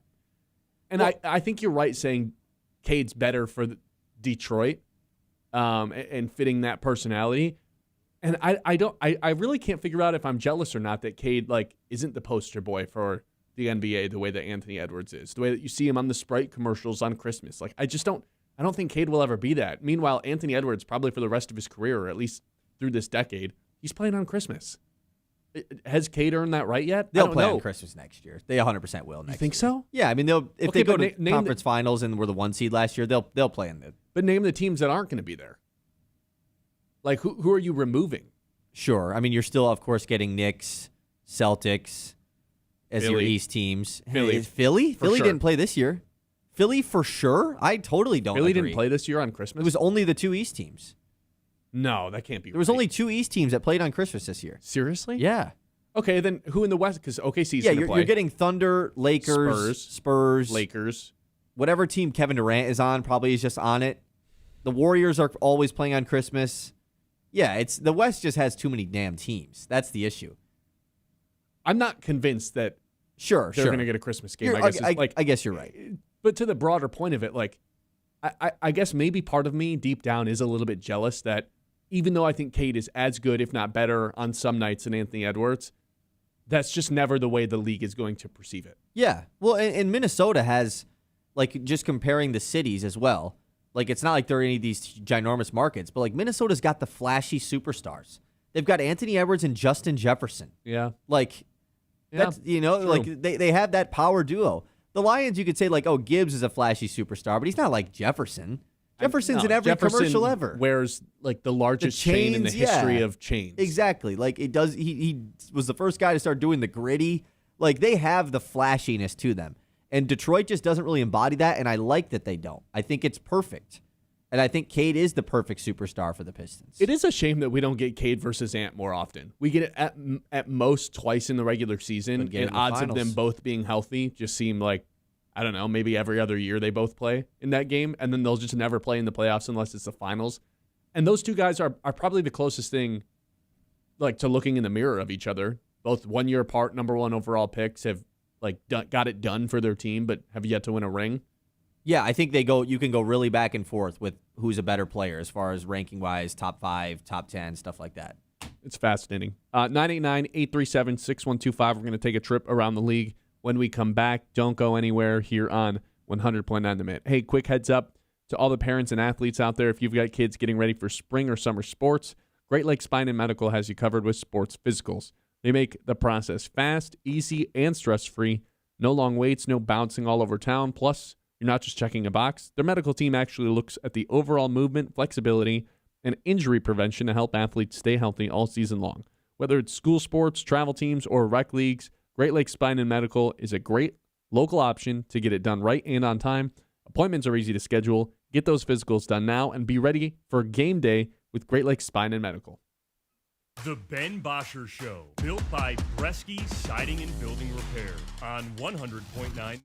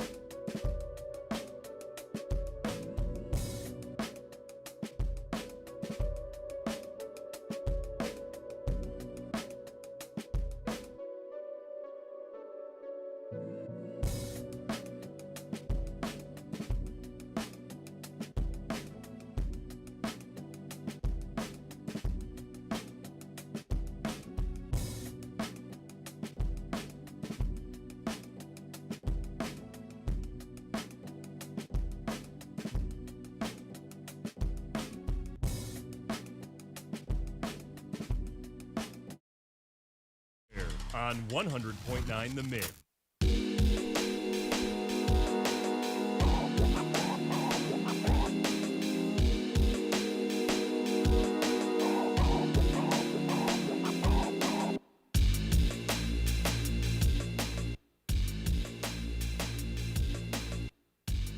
Let's work a little football in. It's time to take a trip around the league.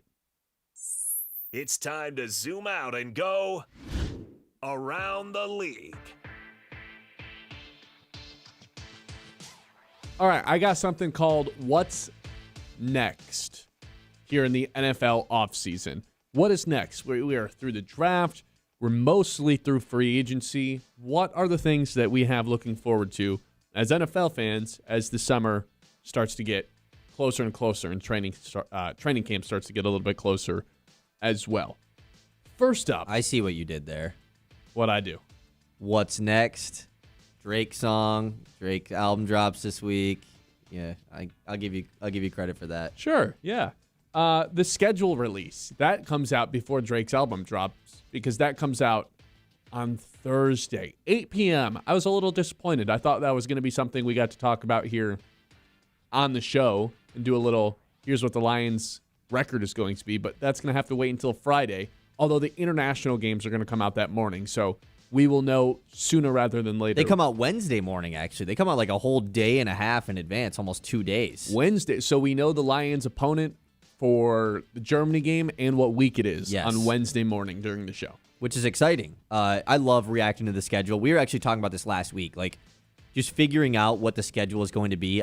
It's so fun because then we can do a full schedule prediction, all that dumb stuff. We're also, I think, going to find out a lot of these like prime time games as well. I already saw it got announced this morning. Schefter tweeted out the first Sunday Night Football game of the year, what it's going to be. So we're getting a good amount of information of that this week. Is it Ravens-Texans? I'm checking really quickly. No, I think it was Cowboys-Giants, I believe, which is kind of random.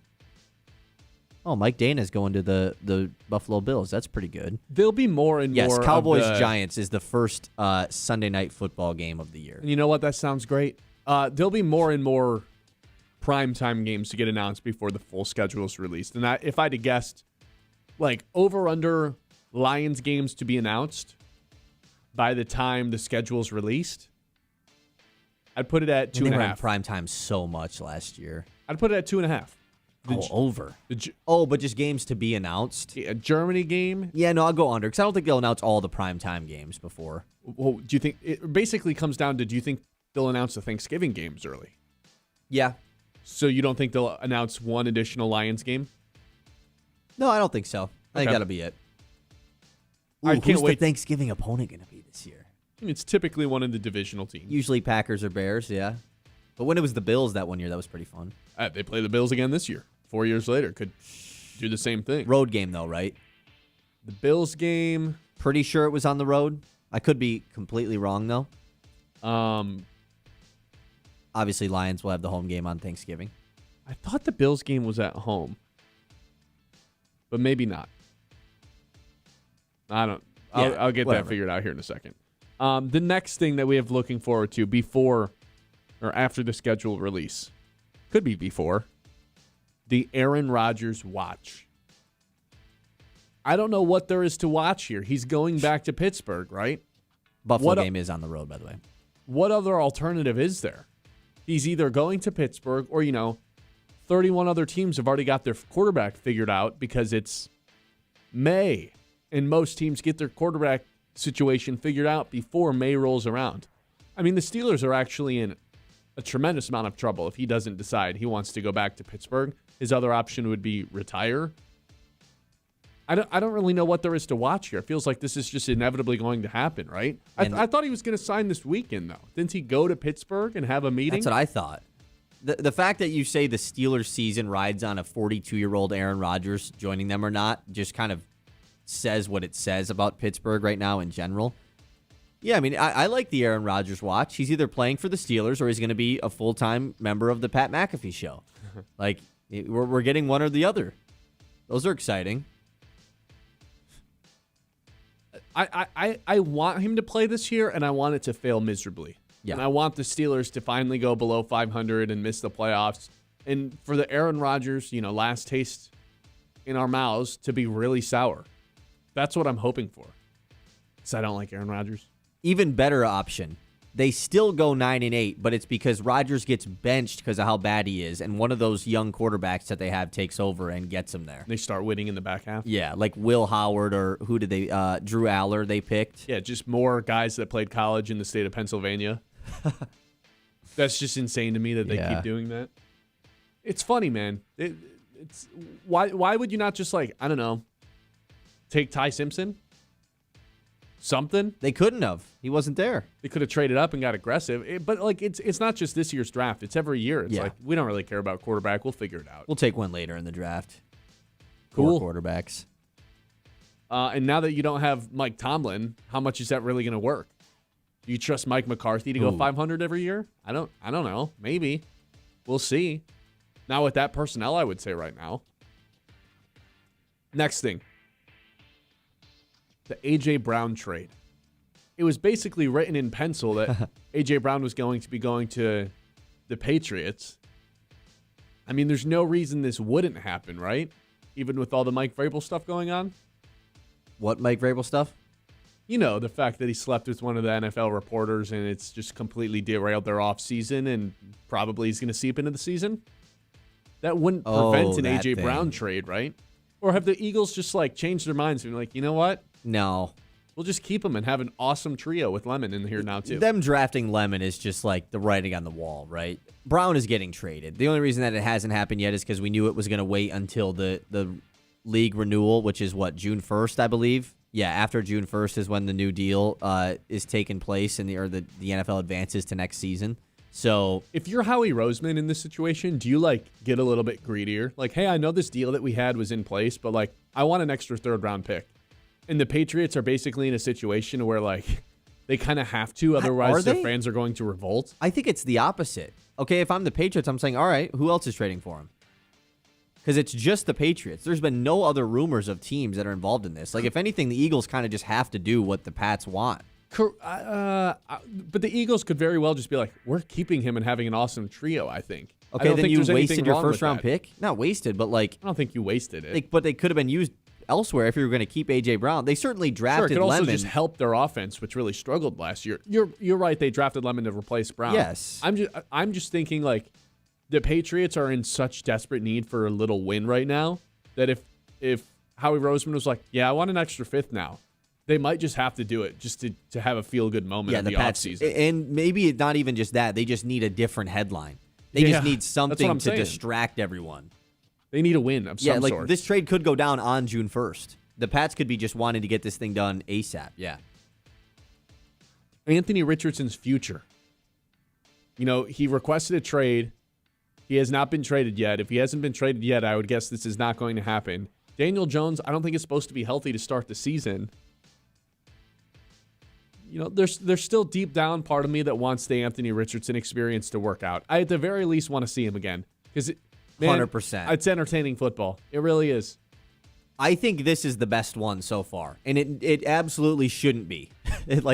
A backup quarterback's future, that's an offseason story. But that's all I love this one because Richardson is extremely entertaining to watch. He brings that caliber to the table. Is he good? Not really. Can he throw the football 80 yards and run people over? Yes. That's what I want to watch. Is he going to go 9 of 26? Yes. And are all of his passes going to be at least 20-yard passes? Yes. That's exciting. And I also just think, getting him in a different situation. I don't want to say the right situation because it's not like the Colts situation was bad when he was there. But just something different, I think, makes it a possibility. I always wanted him to go to the Rams. Unfortunately, they drafted Ty Simpson, so that's not going to happen. But I also think he probably is just going to get cut, right? What's the point in having him on the roster? I can't remember who the Colts' backup is going into this season, but you're just going to have Richardson as your 3rd string because there's no way he's going to be the backup to Daniel Jones. What if Aaron Rodgers ends up just being nah, I'm good? Goes to Indianapolis. Are the Colts a team that are hey, Pat McAfee give us a connection? 5th-round pick? I kind of like it. Next, and this will be the second to last one. Lingering free agents. Still got Deebo Samuel. Still got Stephon Diggs. Jadeveon Clowney, Cam Jordan, Joey Bosa, AJ Epinesa. any of these guys, Russell Wilson, any of these guys interest you for the Lions? I mean, Joey Bosa was always the guy that people wanted for the Lions. Cam Jordan, too. Probably not going to happen now. Like, still could happen. It's not like it's out of the... Or maybe get an invite to camp or something. I would gladly take Bosa or Cam Jordan. Yeah, because they obviously... It's not like their edge room is just absolutely, boom, it's solved with the drafting of Derek Moore. But, like, still, like... It's still a need. It's still a need, but it's not like a pressing need anymore. So... It's a short-term need more than a long-term need right now. I would say none of these guys are like screaming off the page to me. I think the Lions roster is pretty much well set, but I, of course, would not be upset if one of those guys joined the camp roster.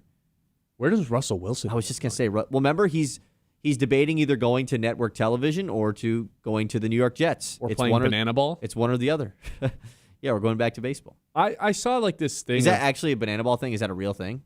I know he took a couple at-bats for banana ball. I saw that's like, I got an Instagram post of like all the rules for banana ball. And as I was being presented to me, it was like a bunch of the banana ball guys just like twerking. And I was just like, I'm surprised this you is don't just skip that stuff. You know, stuff like that I don't enjoy. Like anytime I see Oz the Mentalist on my feed, I just scroll past it. I don't even want to watch it. It's just going to make me annoyed. I wanted to like read the rules just to get mad. Sometimes I need to like purposely anger myself for some reason. Pretty weird. And I was like, you know what? What are the rules to banana ball? As there's like 3 grown men just shaking their butts on my screen.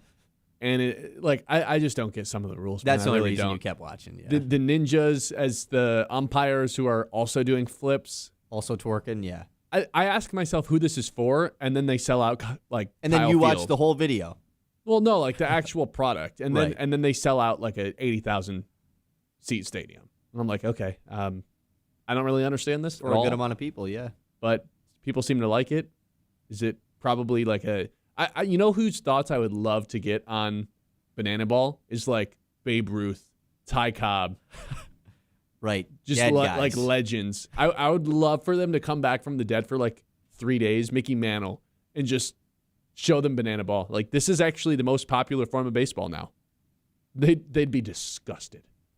They'd hate it. Anyway. Ty Cobb, never mind. I know He'd what be you were gonna say. disgusted by a couple other things. 989-837-6125. This is the Ben Bosscher Show, and we're live here on 100.9 The Mitt. Your dream lawn, yeah, Cervinsky sod can quite literally roll that out. Locally grown, top-quality sod that turns patchy yards into backyard showstoppers, and they've been doing it for over 50 years, which means they're experts. They've been fixing the rough spots and redoing your whole yard for as long as you can remember. Fast, friendly, and farm fresh because your grass should be greener right now. Don't settle for a bland yard. Increase the value of your home and get the lawn your neighbors will envy with Cervinsky sod.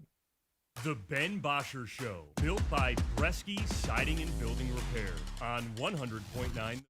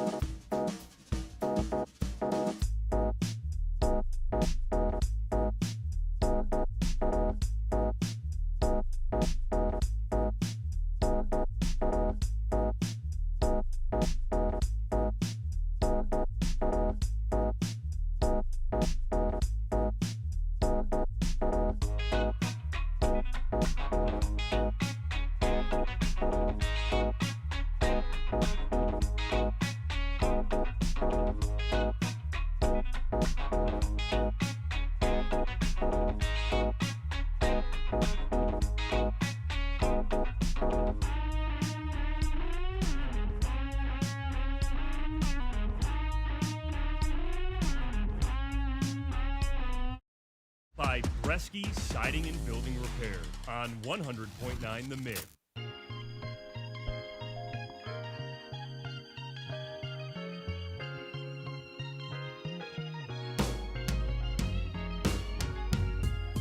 I promised we would get back to it eventually. Let's go over the stock exchange. What's rising, what's falling. You know what?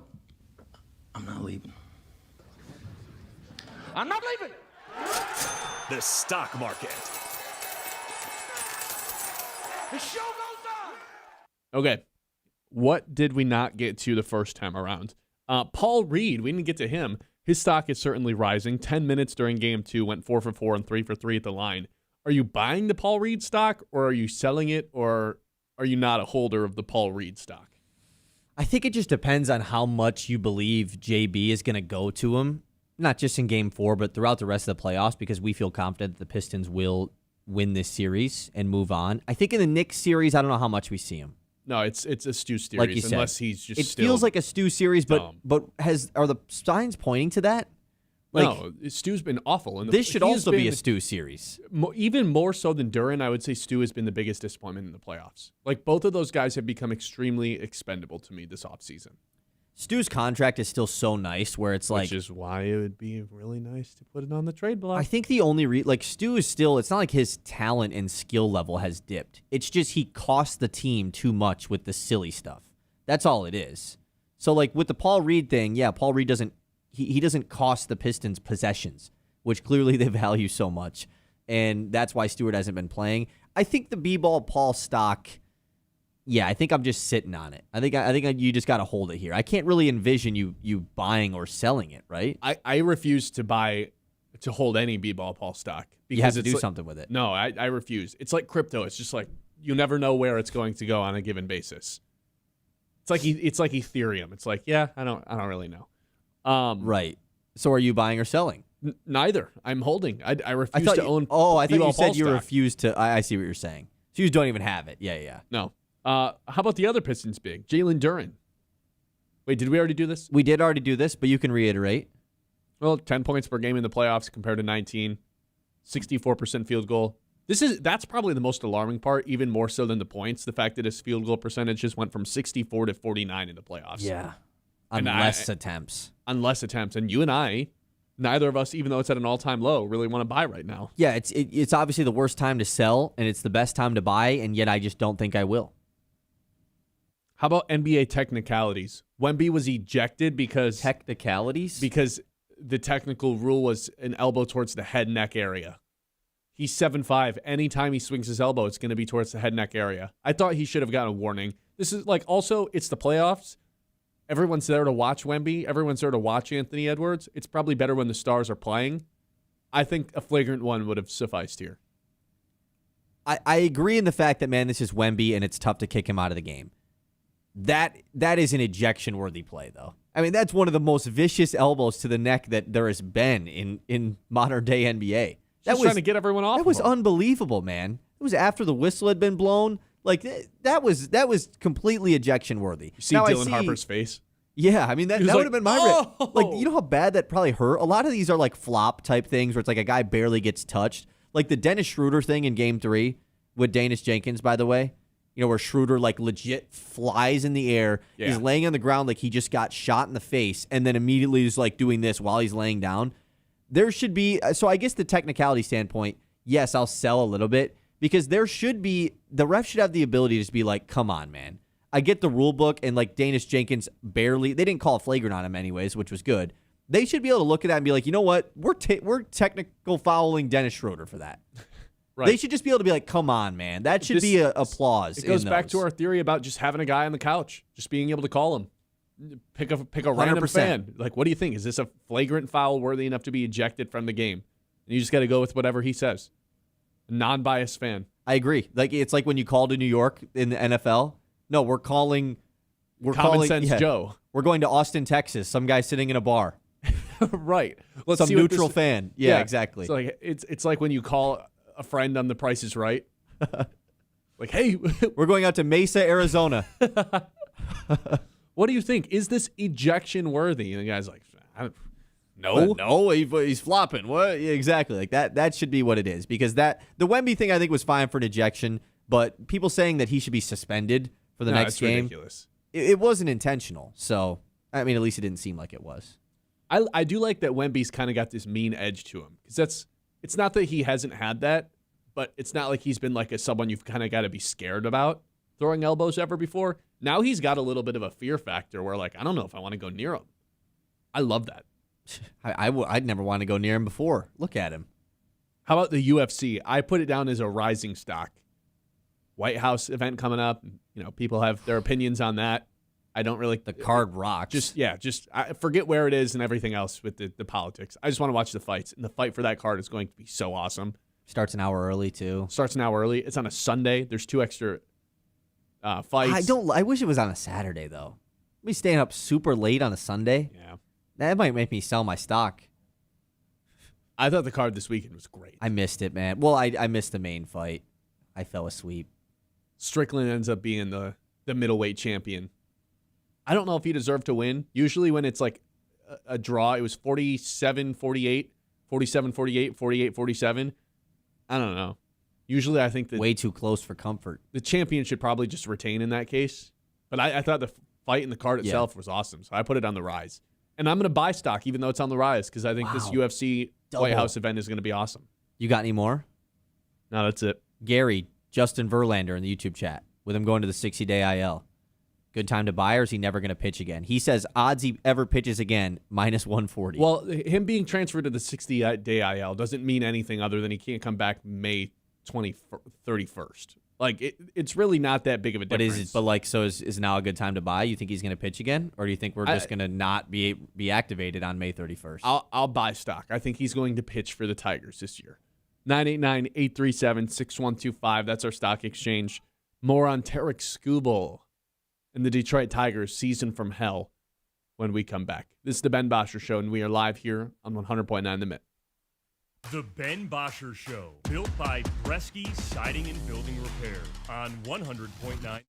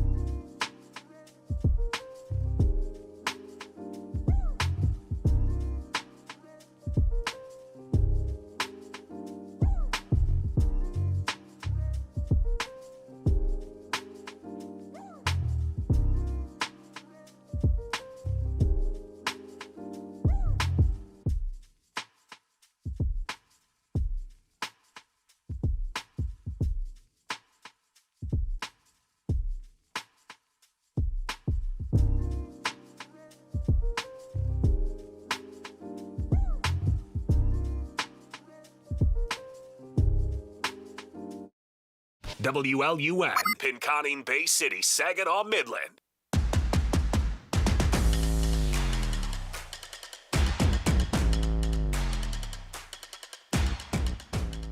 It feels as if the Tigers, well, it doesn't feel as if they are. So far this season, they're having the season from hell with all the injuries that they've dealt with. Do you know how many players off the top of your head are on the IL right now for the Detroit Tigers? I will say, are they in the double digits? I'll go with, oh, yeah. Really? Oh, yeah. 11? 15. 15? 15 players are on the IL. Oh, are you saying like in the org probably? The major league roster. Like 15 players are on the IL. That were on the 40-man, yeah. Kerry Carpenter, Gleyber Torres, Javi Baez, Trey Sweeney, Tarek Skubal, Will Vest, Connor Siebold, Justin Verlander, Casey Mize, Troy Melton, Jackson Joe, Bailey Horn, Bo Brisky, Reese Olson, Parker Meadows. 15. Oh, I guess I forgot about a couple of the guys that were preseason injuries. Yeah, like Job and Olson. Yeah. I mean, if you don't want to include those guys, but they're major league guys. Yeah, of course they count. Those are major leaguers. It's not like they're like just, they're No. Those guys should be on big league rosters anywhere across the sport. 15 guys. They're having the season from hell. It's almost half of the 40-man roster. That is unbelievable. Which, at the very, very least, makes me wonder, Is the door back open, even if it's just ajar by an inch, for Tarek Skubal potentially getting traded at this year's deadline? Now, the way you argue against that is very simple. Look at the division, look at the league. The American League has 2 teams that are levitating above everyone else. They both play in the AL East. Everyone else is terrible. Even though the Tigers just went on a 5-game losing streak and they snapped it last night with a win over Kansas City, they have the 3rd best run differential in all the American League at +4. That's insane. It's insane how bad this league is. So for that reason, and the fact that you play in the worst division in the league, you're probably feeling like when Tarek Skubal gets healthy and when a lot of these other guys start to, slowly return and they get to be more of the version of the Tigers that we thought they were going to be preseason, by the time that actually happens, they're not going to be dead in the water, unable to climb out of this hole. But the way that they're playing right now, man, every time I turn this team on, it certainly feels like they're about to climb in a hole that's impossible to get out of for how bad the lineups they're putting out there are on a consistent basis, for how bad the bullpen is and how often they're relying upon them. Right. As of right now, I'd say this is not a playoff team, but hey, season's really long. Yeah. Competition around you doesn't look that great right now. You could argue none of the teams in the division are playoff teams, right? But one of them's got to be. At the very, very, very, very, very least, though, I think the door is slightly open to entertain the idea of Tarek Skubal being dealt, which seemed implausible to start the season considering how deep they were all into this season. It was an all-in last dance type year. I don't think that has changed quite yet, but considering that they are having the season from hell, you at least got to take some phone calls. It's on your mind. The worst case scenario is you missed the playoffs and then he walks and then you got nothing for a guy and you didn't even get a playoff run out of it. Yeah, because what were you and I wanting this offseason? It was the logical thing to do would be to trade Tarek Skubal. Look at the Milwaukee Brewers. Each of the last, in the last 5 years, they've gone into a season and traded their star pitcher on the final year of their contract while they were competing. The Brewers had the best record in all of baseball last year and traded Freddie Peralta to the Mets, a team that they will be competing with, hypothetically. Obviously, the Mets are not good. No, you trade someone to the Mets and they auto take it down. Like, they traded one of the best pitchers in baseball because he was going into a final year of his contract. And they're good. They're a competing team, and they're still good right now. That's what they did. It would have been the logical thing to do if you're the Tigers. However, what we wanted them to do, and ultimately what they decided to do, was no, we're going all in for this season. We're going to sign Framber Valdez. We're going to sign Justin Verlander. We're going to bring back Gleyber Torres when that wasn't really something that I was expecting, to be honest. We're going to have McGonigal on the opening day roster. Yes, respected all the things that they did, and because it was to go all in. And right now, unfortunately, it's not like they failed at that. They just have not had the injury bug on their side. That's the number one issue right now. I think if this team is healthy, even like halfway as much healthy, I don't want to say fully healthy because no team is fully healthy ever. But you have instead of 15 guys on the IL, you have 7, and Skubal's not one of them. Mm-hmm. I think we feel pretty good still about everything. But it's been the all-time worst scenario right now, at least from a short-term standpoint. Everybody could come back at some point, and they could be healthy again. But the door was always at least open a little. It was always at least not fully shut. It was when you almost close a door, but it doesn't quite latch. Yeah. That's what it was right now. And then you come back an hour later and it's just open. Yeah. You're now it's you ever seen The Irishman? I'm going to assume you haven't. Nope. It's like the final scene of The Irishman when Robert De Niro says to the priest as he's leaving the room, leave the door cracked just a little bit. Don't close the door all the way. This is how I used to sleep when I was a kid. Yeah, exactly. And it ends with Robert De Niro looking through the crack of the door and the movie ends. That's where it's at right now. It is right just at a very slightly open spot. It just got pushed slightly. It didn't get closed all the way. It's there. And they're one injury away from someone just boot kicking it wide open. Yeah. It's just oh, no. Because I thought that when Skubal got injured, I had closed the door. I was okay, well, there's no way they're trading Skubal now. They can't trade him now because he's going to be injured through the trade deadline. And now we get the news that apparently he's so awesome at getting surgery that he's going to be healthy in 2 weeks. No, not that soon, but he's definitely going to be back before the trade deadline from all the reporting we've gotten. It's not just John Heyman anymore. Jeff Passan apparently reported it this weekend after speaking with Scott Boras. So it'd be very risky for Scott Boras to go to the number one most national reporter and give him false information. That'd be pretty risky. I'm just going to put any pause on it until the Tigers announced a timeline, and they said they refuse to do that until he starts throwing again, which is going to be after his wound heals up from getting stitches. But he will be back before the trade dedeadline. I would imagine the trade deadline is in 2.5 months. I would imagine so. Yes, and that was something that when he initially got injured, I had ruled out. Like he might be back. He's not going to be full form Tarek Skubal. Now he might have a chance. He would come back without being like 100% version of himself, though. But I'm saying like he might have been rehabbing, numbers. is what I was saying. Like he might have been in West Michigan or something when. Oh my God! At the trade deadline. Can you imagine? Do we play them at some point? Like other than this week? Second half. Oh, like when would Skubal be coming back? That'd be What crazy. are we talking about? He's not pitching from West Michigan. What are we talking about? why are we even entertaining this idea? But he's gonna have to rehab. He'd go to Toledo. Verlander's supposed Would to. he? Yeah, Verlander's Alex supposed to pitch Cobb in didn't Toledo. go to Toledo at first. Well, Alex Cobb's not Tarek Skubal. Yeah, I know. I'm just messing around. But I just do think that when he was initially ruled out, I was like, they're not trading him, no doubt about it. Now he has a chance and a goal because his goal is not for the Tigers to get to the World Series. His goal is to still get the contract that we all thought he was going to get. And so he has to prove to these other GMs that are going to be wanting to pay him this offseason, no, I am healthy. I'm back. I'm good. This was just a little stint, and that's why we've gotten the reporting that we have. And if it's true, then it's best case scenario for both squads. It's best case for Skubal. It's best case for the Tigers because the Tigers will have the option to either say, hey, we're going to ride it out with Skubal, see if we can go on a playoff run, or we can trade him. And Skubal has the opportunity to still get the same contract that he always thought he was going to get pre-injury. And I know there's some people listening that are like, why would they trade Skubal when his value's at an all-time low with this injury? And also the fact that he just wasn't pitching to Skubal standards before he got hurt. The alternative is sell for 85% of what you could have got him for last year when he had 2 years left on the deal and you could have gotten 2 different playoff runs out of him. The alternative is sell for 85% of that, his max value, or he walks for nothing this offseason. Like, just to be clear, I don't want to trade Tarek Skubal because that would imply this season from hell continued to go down this direction where they never could climb out of it, never could snap anything, and never could put together, it means some catastrophic stuff also happens in addition to all the injuries that they've dealt with already this season. I don't want to trade him because that would mean that that's the position they're in. However, you at least have to, as a Tigers fan, understand the circumstance that they're in right now and think there is a world where the season from hell just continues on, and if that is the case, you got to take calls on him, which seemed like it was just for sure not going to happen 2 months ago. I don't think people are disagreeing with you on this. I think every Tigers fan understands the situation that they're in. I mean, I also think he rubbed some fans the wrong way over the last couple months. That's what I'm saying. You combine the way that Skubal offseason went with now the Tigers situation where everybody's injured and the upcoming 3 to 4 weeks does not look fun as far as them winning games. I mean, look at this weekend was tough.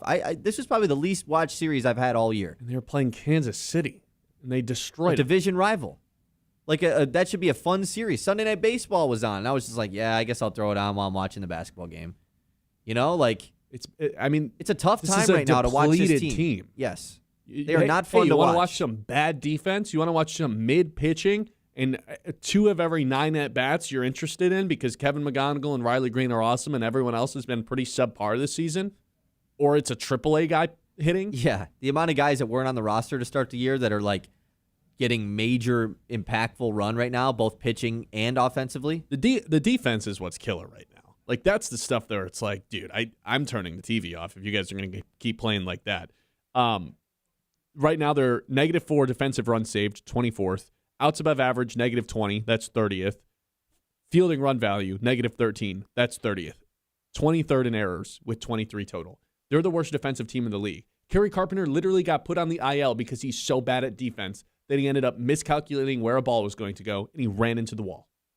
That is how disastrous of a defense this is. They are hurting themselves because they are so poor at playing defense. I don't know what's going on at practice. I don't know. I don't know. Baseball teams practicing throughout the course of a year. That much, yeah. Yeah, but something's got to give, man. How is it that everybody on the roster is just this bad at defense? Dylan Dingler's like, hey, I want a Gold Glove, guys. Look at me. And everyone else is just a true weakness out there. They don't have a single good defender other than Dylan Dingler that's healthy. Man, you're probably right. Green's good in kinda. Torres is fine. But When the he's- advanced you're numbers, saying who's healthy? Yeah. but the advanced numbers don't really love Green in terms of the defensive stuff. It's not like he I mean, has a cannon of an We've arm. always sniffed this out. Like what's the one? Is there anything plus of Riley Green as a defender by the fact that he makes diving catches? Probably not. It looks That's cool. it. He makes the SportsCenter. highlight defensive plays. That's about it. Try having him track down a ball in the corner. Like That's already hit the ground, yeah. I mean, it's an auto double. It might even be a triple. and he doesn't have a cannon out there. Yeah, and then like There's a reason he plays left field and not right field. It'd be triple century out there. Anybody else is, whether it's Carey, who I guess is also hurt, Wenzel, Jahmai Jones, those guys suck out there. Really bad. Hopefully Gage Workman's pretty good. McGonagall's fine. Like, he's a fine defender, good defender on some days. Turns the double play well, but, like, has a small, limited range. Glaber's hurt. Colt Keith, just straight up bad out there. And another guy, by the way, when are we going to have a Colt Keith discussion? Gage Workman's got more home runs than Colt Keith in one game. You know? Like, he also still leads the team in batting average. We loved Colt Keith. But that's what I'm saying. Like, is this version of Colt Keith worth it? I don't know. And maybe it's just a microcosm of being frustrated with the Tigers season. So you're just pointing out everything. And maybe that's something you shouldn't be that frustrated about. But I lied. He's not leading the team in batting average. He's 304, which is second, only behind Riley Green. But still north of 300 batting average, like second week of May. It's pretty good. But yeah, he only has a .1 WAR. And it's just a different version of Colt Keith that I thought I liked for the first couple weeks of the season. Now it's like, okay, man, but you also were like the hottest power bat in minor league baseball for a while, and that's just completely gone. You know what's funny? Riley Green has the highest OPS and average on the team, other than Gage Workman. Yet Kevin McGonigal has a .7 better WAR than him, 2.2 to 1.5. Yeah, just because he plays shortstop. The strikeout walk ratio will certainly help that as well. Like, he's still got more walks and Ks on the year. McGonigal does. I've just been like, it kind of sucks that the Tigers have gone into this skid because you can't really celebrate Riley Green. He's been so damn good. He's been awesome, man. It's the highlight of the season so far. I know everyone was obsessed with Kevin McGonigal there for a while, rightfully so. Verlander coming back stole a lot of attention early on in the year before it just ended pretty abruptly. Riley Green, I don't know if it's been under the radar or not, has just put together his best season so far. Or at least, this is the best version of him, I think. You'd like him to have more than 4 home runs, but, man, 900 OPS, you'll take that. And he's crushing lefties, which is a pretty big surprise. Need the day off today, that's for sure. Yeah. 989-837-6125. We talk about having the game plan all the time, the home field advantage. The Tigers have certainly had that at Comerica Park for the most part this year. Well, if your home or business uses propane, the company with the home advantage is Forward Energy. Since 1925, they've been serving our local community with propane and fuel solutions for homes, businesses, and local people. Reliable service. That is Forward Energy, part of the home team. We've still got some more Pistons to get to. They are in action tonight, Game 4. Excited about that. Got our 3 traditions to get to close out this show. And then, of course, we've got our news to get to as well. 11 o'clock hour, as always, is brought to you by Yiter Insurance. Life happens fast, and at Yiter Insurance, they're here to make sure you're covered every step of the way. Locally owned and trusted in Midland for decades, they treat you like family, not just another policy number. From home and auto to business and life insurance, Yiter is the right coverage for every stage of life. Their team makes insurance simple with expert advice and real people you can talk to. That's Yiter Insurance Group. We'll be there when you need us since 1940. The Ben Bosscher Show, built by Bresky Siding and Building Repair on 100.9.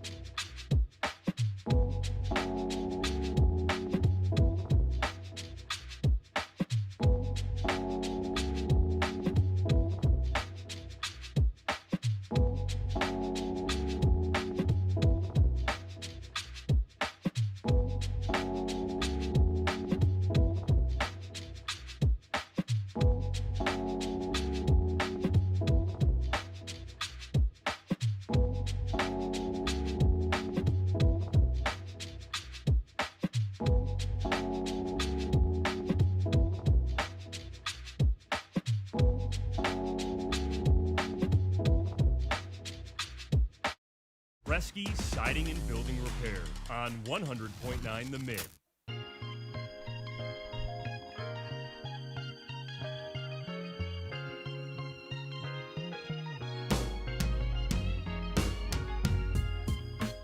So the Detroit Pistons, here's the situation they're in. They're up 2-1. They lost game 3. You can blame it on James Harden being clutch. You can blame it on JB Bickerstaff not having Asar Thompson in, because crazy stat, James Harden has still not scored on Asar Thompson when he's being guarded by him. Donovan Mitchell has 1 field goal when being guarded by Asar Thompson. So you can blame JB Bickerstaff for not having him in the game. You can also blame Cade Cunningham for 2 of the most egregious turnovers you can possibly imagine in the fourth quarter of that contest. Cade's trying to inbound the ball after a basket, throws it off the backboard, out of bounds, just loss of a possession. And then really in the crunch time, when you're trying to inbound the ball it was either to tie, like they were down by 1 basket. You just throw it right into the hands of Max Strus, who's guarding the inbound. It goes down and scores 2 points. One of the wildest steals there could be. I almost want to give credit to Max Strus for it, and he deserves credit. But like, Cade, you're a superstar, man. You should not be doing that on your inbound. And the reason he's inbounding is because he is the best passer on the team. The alternative is what? You trust Tobias Harris to throw an awesome pass? And they're just not really his game. They're just going to sell out to defend Cade on the inbound pass if he's receiving it.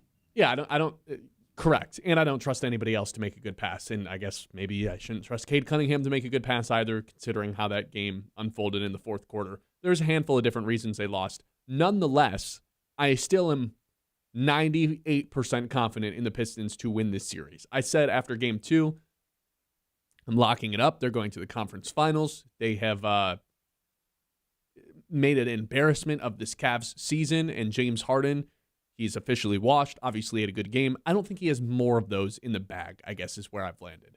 I think they win tonight and they go up 3-1, which mostly seals the deal. But then again, there was 2 3-1 comebacks in the first round.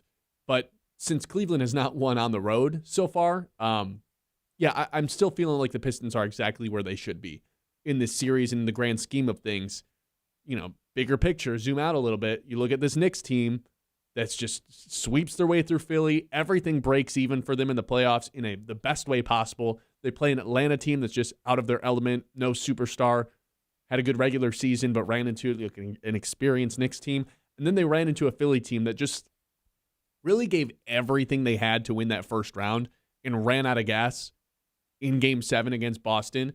And then they're just depleted by the time that they start the series against the Knicks with really no turnaround. Everything's broken perfectly for the Knicks. And I love that. I love that they have way too much confidence in themselves right now. They have faced no adversity really in this postseason. Welcome to Detroit basketball, man. You're getting punched in the face because we don't care who you are. I love it. I agree with you. I'm with you. I just don't want to. I don't want to jump the gun here. Like, it's 2-1. All right, let's zoom in. Let's zoom in then. That's all I can think about. I did remember that on that. All I can think about is the Knicks, man, and it's almost like it frustrates me how much I'm thinking about them. You and I can do that though. I don't think the Pistons. Correct me if I'm wrong. I would guess the Pistons have not thought about that once. 100% they haven't. That'd be terrible if they were doing that. So then I still feel 98% confident in this series, though, that they're in right now. I don't think James Harden has another game like that in him. John has entered the chat.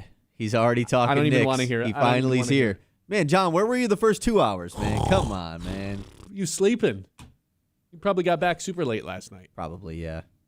Either way, this game tonight, the Pistons are dogs yet again on the road. Is it still 3.5? It is. I will be taking their money line. I think I will too, because we had discussed this, felt pretty good about the Cavs were going to take games 3 or 4. I wasn't like all in on the Pistons sweep. They're going to drop one of these. Cavs have yet to lose at home. And the reason why I'm the most confident is because, yes, the Cavs have not lost at home yet, but majority of this series has been controlled by the Pistons. Games 1 and 2, I think like 95% of combined games 1 and 2, the Pistons led. Like, it was an insane amount. It might have been higher than that. And in game 3, the second that Cleveland went on that big run in the second quarter, they're up double figures at halftime. It was like, it felt like Cleveland had won the NBA Finals, the way that the players were acting. And immediately the Pistons came back. Just like that, the Pistons came back into this one. And it took 2 things that I think can be fixable for them to actually win the game. Cleveland. James Harden absolutely dominating down the stretch. That won't happen again. Congratulations on your $41 million a year player finally showing up. And I don't want to say it won't happen again. It certainly won't continue to happen every game. That's for sure. And 2, it took some of the worst Cade turnovers we've seen, which that could happen again. But I don't think it can be that bad. That's what I was going to say. I don't think it could be to that level again. And so the combination of both of those two things happening is what it took Cleveland to win down the stretch when Kenny Atkinson still is putting out some of the worst lineups I've ever seen in the fourth quarter, man. He had Schroeder and Merrill out there with Donovan Mitchell. It's the smallest lineup the Pistons will see the entire playoffs. Unbelievable. And they won the game. They have to make him pay for that. So, yeah, those are the reasons why I feel confident that the Pistons go up 3-1 tonight. Yeah, think about it like this. I know Cade had a triple-double. He was bad from the field. He had terrible turnovers. James Harden was the clutchest player in the game. And they still only won by 7. Like, that should make you feel pretty good about going into a game 4 where the Pistons maybe needed a loss to get a little bit more of a chip on their shoulder. I mean, they had won, was it 6 straight playoff games? 5 straight playoff games it was? Needed a loss. I didn't want to sweep my way to the conference finals. And this is kind of exactly what Where Are You Dad is saying in the YouTube chat. He says, that's just a sad name. I'd rather them lose a game or 2 just to keep the series going. Last time they had extended time off, they came out very stale. Yeah, I mean, they had a bunch of time off leading up to the Magic series. Of course, they didn't come out very great in that one. And then when they boomed, just had to quickly turn things around, hop into the next series after the Orlando series. It got off to a good start. It'll be nice, too, because you get, no matter what, one more home game in Detroit. And then hopefully you don't have to travel beyond that. You just get to stay at home and welcome the Knicks into LCA. Yeah. Winning game 5. Pistons in 5, man. I'm with you. Pistons in 5. They get it done tonight, close things out in game 5, and then boom, welcome back Timothée Chalamet. Yeah, welcome Stephen A. Smith. Welcome back Ben Stiller. Welcome back Kylie Jenner. Is she going to come to LCA? Probably not, right? Maybe just the home games? Probably. Welcome back Spike Lee. He'll be there for sure. He'll be there. When Stiller and Chalamet sat behind the Knicks bench last year in LCA, that was just like when they sat together. It's a little different, man. That was cool. That was really cool. It's a little bit different when those two are in the building. Yeah. We need some Detroit celebs to show out. More than just the Lions we need Amen players. Thompson to come back. He'll be there. He's been at the Cleveland game. We need more than just the Lions because like Hutch and Gibbs and Amon-Ra and Goff, I'm sure will be there. We need an Eminem appearance. We do. That's a really good one. That'll get people going nuts. John's confidence, by the way, I'm not excited to see this guy. He just said, I'm a bigger deal than those people. Okay. I don't even know how to respond to that because anything. What does that even mean? I don't know. I know how he's going to come in already. Yeah. That's how he's going to come in. Oh, is your team still playing? No, he's going to sing, Go Knicks, Go. Yeah, he's going to sing that. Yeah. Not looking forward to it. He's enemy number 1 for about a week Joe and a half. in YouTube chat. We need Tim Robinson there. We do need Tim Robinson there, man. He used to come to all the Lions games, even at the Pistons game. Key and Peele guy? Michael Key? Yeah, Keaton? Sure. Let's get him there, too. Let's get him there. Kid Rock? We want that or no? No. Yeah, no, probably not in the Big 2-6. Probably not. I'm trying to think of other guys. But it's a Detroit celeb that some people like. Yeah. I think Eminem's the big one. Yeah. He's the guy that's got to be there. For as much as he does with the Lions, he's got to be. I can't imagine Eminem's a big NBA guy for some reason, but we got to get him at one of these games. Have to. Yeah, I mean, he just seems like the NFL. I mean, he just loves the Lions. Like, he's like the celebrity face of the Lions. So, yeah, it kind of makes sense that he's a little more tame for the Pistons. T. Grizzly. He was at one of the games, wasn't? No, 42 Doug was at one of the games. Yeah, but I don't think people really be knowing 42 Doug. Of course they don't. He's also the smallest guy on planet Earth, so it's kind of easy to miss him. I think T. Grizzly would have a nice pop. He was at all the games last year against New York. I bet you he'd come back. I mean, the Knicks series will get more people to pop out. It's going to be so expensive. Eastern Conference Finals, it's man. So expensive. Yeah. I think I just have to be down there for at least one game, though. I have to. Game 7 of round 1 might have been my lone expenditure for the playoffs. Mm. It's fair, man. And to pay the price we did to get to Game 7 and then see the Game 1 and 2 prices for Cleveland, I just felt so dumb. It's like, oh, my God. But I don't regret it. Wait, you felt so dumb for what? Because the Game 1 and 2 tickets to get into the building versus the Cavs were just so cheap. compared to what we paid. I don't regret it, though. And Game now it's 7 at in the LCA. point. Now it's at the point. Like, I haven't checked what Game 5 tickets are. It seems like it's at the point where it's too far gone. Like, you're done getting the cheaper ones because Game 5 could potentially be an elimination game to go to the conference finals, and then the next series is the Knicks. Like, it's just going to be super expensive from this point out. Finals, though, that might be one where it's just like, you know what? Yeah, we'll take out the loan is coming out. Yeah. And you know what? It'd be worth it. It really would be. 989-837-6125. This is the Ben Bosscher Show. We're live here on 100.9 The Mitt. We'll hit the news, do our 3 traditions to close out the shows when we come back here on The Mitt. The Ben Bosscher Show, built by Bresky Siding and Building Repair on 100.9 The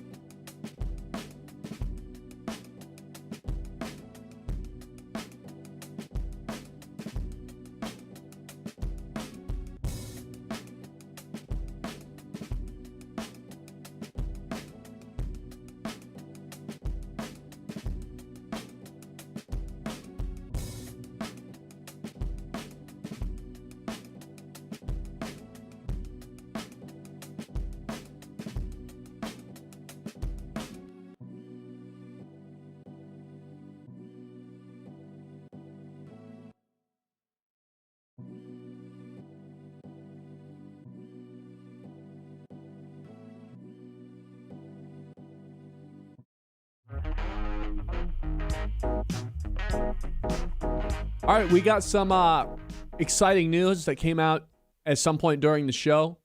So let's lead off that when we hit the Mitt Morning Catch. The Mitt's Morning Catch. All right, how about this? We have our Lions Germany date. We don't have the opponent yet, but we have the dates. Obviously, everybody knows by now they're going to be playing a game in Germany. That is happening November 15th, which is Week 10 NFL season, 9:30 game. So the reason that the Week 10 is significant is because Rod Wood, the team president, already announced they did not submit a bid, nor do they expect a bye week after Germany, which already puts you in a really tough position for Week 11 with the extra long travel. It's like a full day of travel. Then you got to turn around and start getting ready. You basically lose a day of the week. It becomes a short week. Then Week 12 is Thanksgiving. So between Week 10 Germany, Week 11, whoever, like, let's just pray it's one of the crappy teams that they have on the schedule this year, and then Week 12 being in Thanksgiving, that has the potential with a short week to be a horrific 3-game stretch on the schedule. Horrific. We'll know the opponent Wednesday morning. Yeah, this is tough. I would hope that if they... So it's not like confirmed, though, that they don't have the Week 11 bye, right? They just don't... It's just not like a given. They're just not getting that given to them, basically. Correct. The NFL could still step in and be nice, but I assume all the buys are kind of generated by some AI computer-based thing. I will say the bye's got to be in Week 9 then. I would really like hope so. It's got to be either the week before Germany so they can get out there early and, be prepared that way, or in between. Yeah, the NFL is going to be like, Lions get a Week 5 bye. The Week 5 bye's got to be the worst thing of all time. It's the worst ever, right? It's like the season just started, and it's like, yeah, you guys get a bye already. Like, yeah, man, nobody's asking we for don't this. need one. Yeah, exactly. Yeah, that's interesting. Hopefully we find out the opponent, but it's nice to know at least the week. That's just crazy that it's that close. I mean, luckily, if the NFL's generous, they will give a Week 11 opponent the week after Germany as like the Dolphins or the Cardinals. But honestly, like the more I think about it, they're probably sending one of those teams with us. Yes, the Germany, it's probably going to be some crappy team. It's usually not two good teams playing. They usually want a team to be like the team. Like, hey, look how good this team is. And they kind of beat up on another squad. Right. Yeah. Why would they want the Lions to go to Germany and lose? They want the Lions With to go to St. Brown Germany and win. as like the face of their Lions. Yeah, exactly. My guess is Miami. East Coast team, so it's not as far as travel. Same with the Lions. Yeah. Is that a home game? I think it is. I had these pulled up earlier, and I still do. Miami is a road game. Oh, so it won't be Miami. What about Right. Arizona? Arizona is a road game. What about the Saints? The Saints is a home game. That's my guess then. I think it's the Saints. I think we play Could the be the Saints New York in Football Germany. Giants, maybe. I think that's a little bit too spicy of a matchup Yeah. at this point. I really do. Yeah, I think so too. You're probably right. Other teams Tennessee for sure could be that. Yeah, that's actually probably the one because Oh, you look, get to the send former Cam first Ward overall too. pick. Yeah, that's probably who it is. Yeah, those are my guesses. Either the Saints or Tennessee. Or the Jets. It could be the Jets. They send the Jets over to Germany. Oh, the Jets game is home game too? Well, I don't know. Double check Oh, that yeah, one. it is. Yep. Okay, yeah, the Jets. I guess I didn't really think about that one. It could be that. Totally could be the Jets. But I also feel like the NFL probably wants to play up the, Aaron Glenn is back in Detroit thing. Seems like no better way to do that than a nationally televised game. But that wouldn't be him going back to Detroit. It'd be him going to Germany. I think there's more juice in the Ben Johnson rivalry than the Aaron Glenn one. Of course there is. But it's the first time that Aaron Glenn has come back. Like, it's something that the NFL could play up a little bit. I mean, you have to find a way to play up all the Jets games, Yeah, I would guess they're playing a stinker over in London. I just hope it's a stinker again in Week 11 because we're playing a division team on Thanksgiving. Yeah. It's going to be Ben Johnson or And that's already a shortened week. Packers. Or Green Bay, yeah. We will it's see. a tough stretch. Okay, let's take a look at the Covenant Healthcare injury report. We already talked about the Justin Verlander to the 60-day IL, Kerry Carpenter to the 10-day. So let's look at the injury report for the Pistons-Cavs game tonight, which is at 8 p.m. on NBC. Kevin Huerter, a game-time decision, who has missed a good amount of time here in the playoffs, probably going to be out again. And Karis LeVert is once again a game-time decision. He's kind of been this for a while now and just has played. So I would assume we see Karis. I would assume we don't see Huerter. No injuries, though, for the Cleveland Cavaliers going into this one. Ben mentioned it earlier, 3.5-point favorites for the Cavs. Pistons plus 140 on the money line right now. I feel like we talked about it enough. Yeah. I think they're going to win. Thunder Lakers is the late game, 10:30. They're on Prime. So you got the Pistons Cavs on NBC. Prime Video gets Thunder Lakers at 10:30. Ugh, that stinks. Wait, there's like 10:30 game today? Yeah, 10:30 on Prime. And the first game isn't even on Prime, so it's not like it's a same network thing. Like, I guess Prime probably wants their slot by themselves. They probably want the slot all alone, where so they don't have to compete with the other game. Well, what's the point? Why? I just said. No, I know, but like, I agree. I mean, 10:30 on a Monday night. Yeah, it's in LA, obviously. Thunder have a chance to sweep this one. Still have yet to lose in the playoffs, and I would assume that probably continues tonight. 11.5-point favorites the Thunder are in LA. You think the Thunder get it done in this series? Yeah. It's been a tough watch. I think the Thunder are still beatable, though. I know, as dumb as that sounds. I think either of these teams. The first two teams they've played have just been really tough. Like from a not very good standpoint. And eventually the NBA will flip the official thing on them. They will. I think Spurs or Timberwolves is going to be a fun matchup. I still think the Thunder beat both of them, but I think they do it in 6. I think the Spurs are going to get them. I think the Spurs are going to the finals. Well, Wemby's got to quit being so aggressive. Yeah. You could get a. I mean, what if he's suspended for Game 5? You will not be suspended for Game 5. Who knows? Tigers have the day off today. They face the Mets tomorrow on the road. Jack Flaherty is expected to be the starter for the Tigers on Tuesday. And Framber Valdez is supposed to come back on Wednesday. I think that's allowed, right? I think that they can do that. I remember seeing that they had to push his next start back, but he's the scheduled starter for Wednesday. Yeah, he should be fine. Okay, yeah, so that suspension should be up by then. They actually have 3 starting pitchers going in this series against New York with Flaherty, Valdez, Montero. That's cool. And then they'll return back home for quite a while versus the Blue Jays and the Guardians. Other stuff going on in the news. Breece Hall has signed a 3-year extension worth up to $45 million with the New York Jets. We were just talking Jets. A guy that they didn't trade at the deadline because they said they wanted to extend him, and they do just that. So they have Breece Hall and Garrett Wilson both making pretty good money on a team with Geno Smith as its quarterback. I mean, it's going to be tough to be as bad as they were last year. Interesting. David Njoku also signed a 1-year deal with the LA Chargers last night. So another one of those top free agents that were left off the board.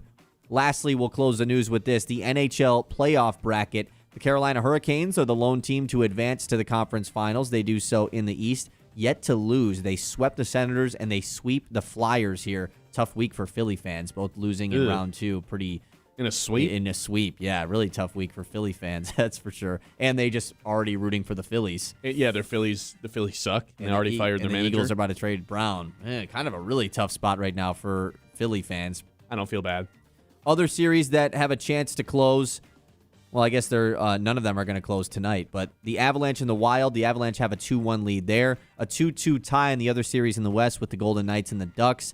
And then Montreal has a 2-1 lead over Buffalo. Man, we need the Sabres to get a comeback win there. Everybody's rooting for the Sabres. That's it. Okay, there we go. Thank you, Kyle Sandel. We've got 3 traditions to close out every show. That's when we come back here on the Ben Bosscher Show. Hopefully you guys are watching on YouTube. Hopefully you subscribe there too. You can see our bright smiles that start at Scott Family Dental, where comfort, care, and clean teeth come at a standard. Locally owned by Brandon Scott, a native of the Great Lakes Bay region, the business is family-focused. They treat patients of all ages like ones of their own. From routine checkups to whitenings, crowns, and more, they've got the tools and the gentle touch to keep your smile shining. Friendly staff, modern tech, and zero judgment, even if it's been a while since your last visit. So go ahead and show off those pearly whites. Scott Family Dental has your back and your teeth. The Ben Bosscher Show, built by Bresky Siding and Building Repair on 100.9 The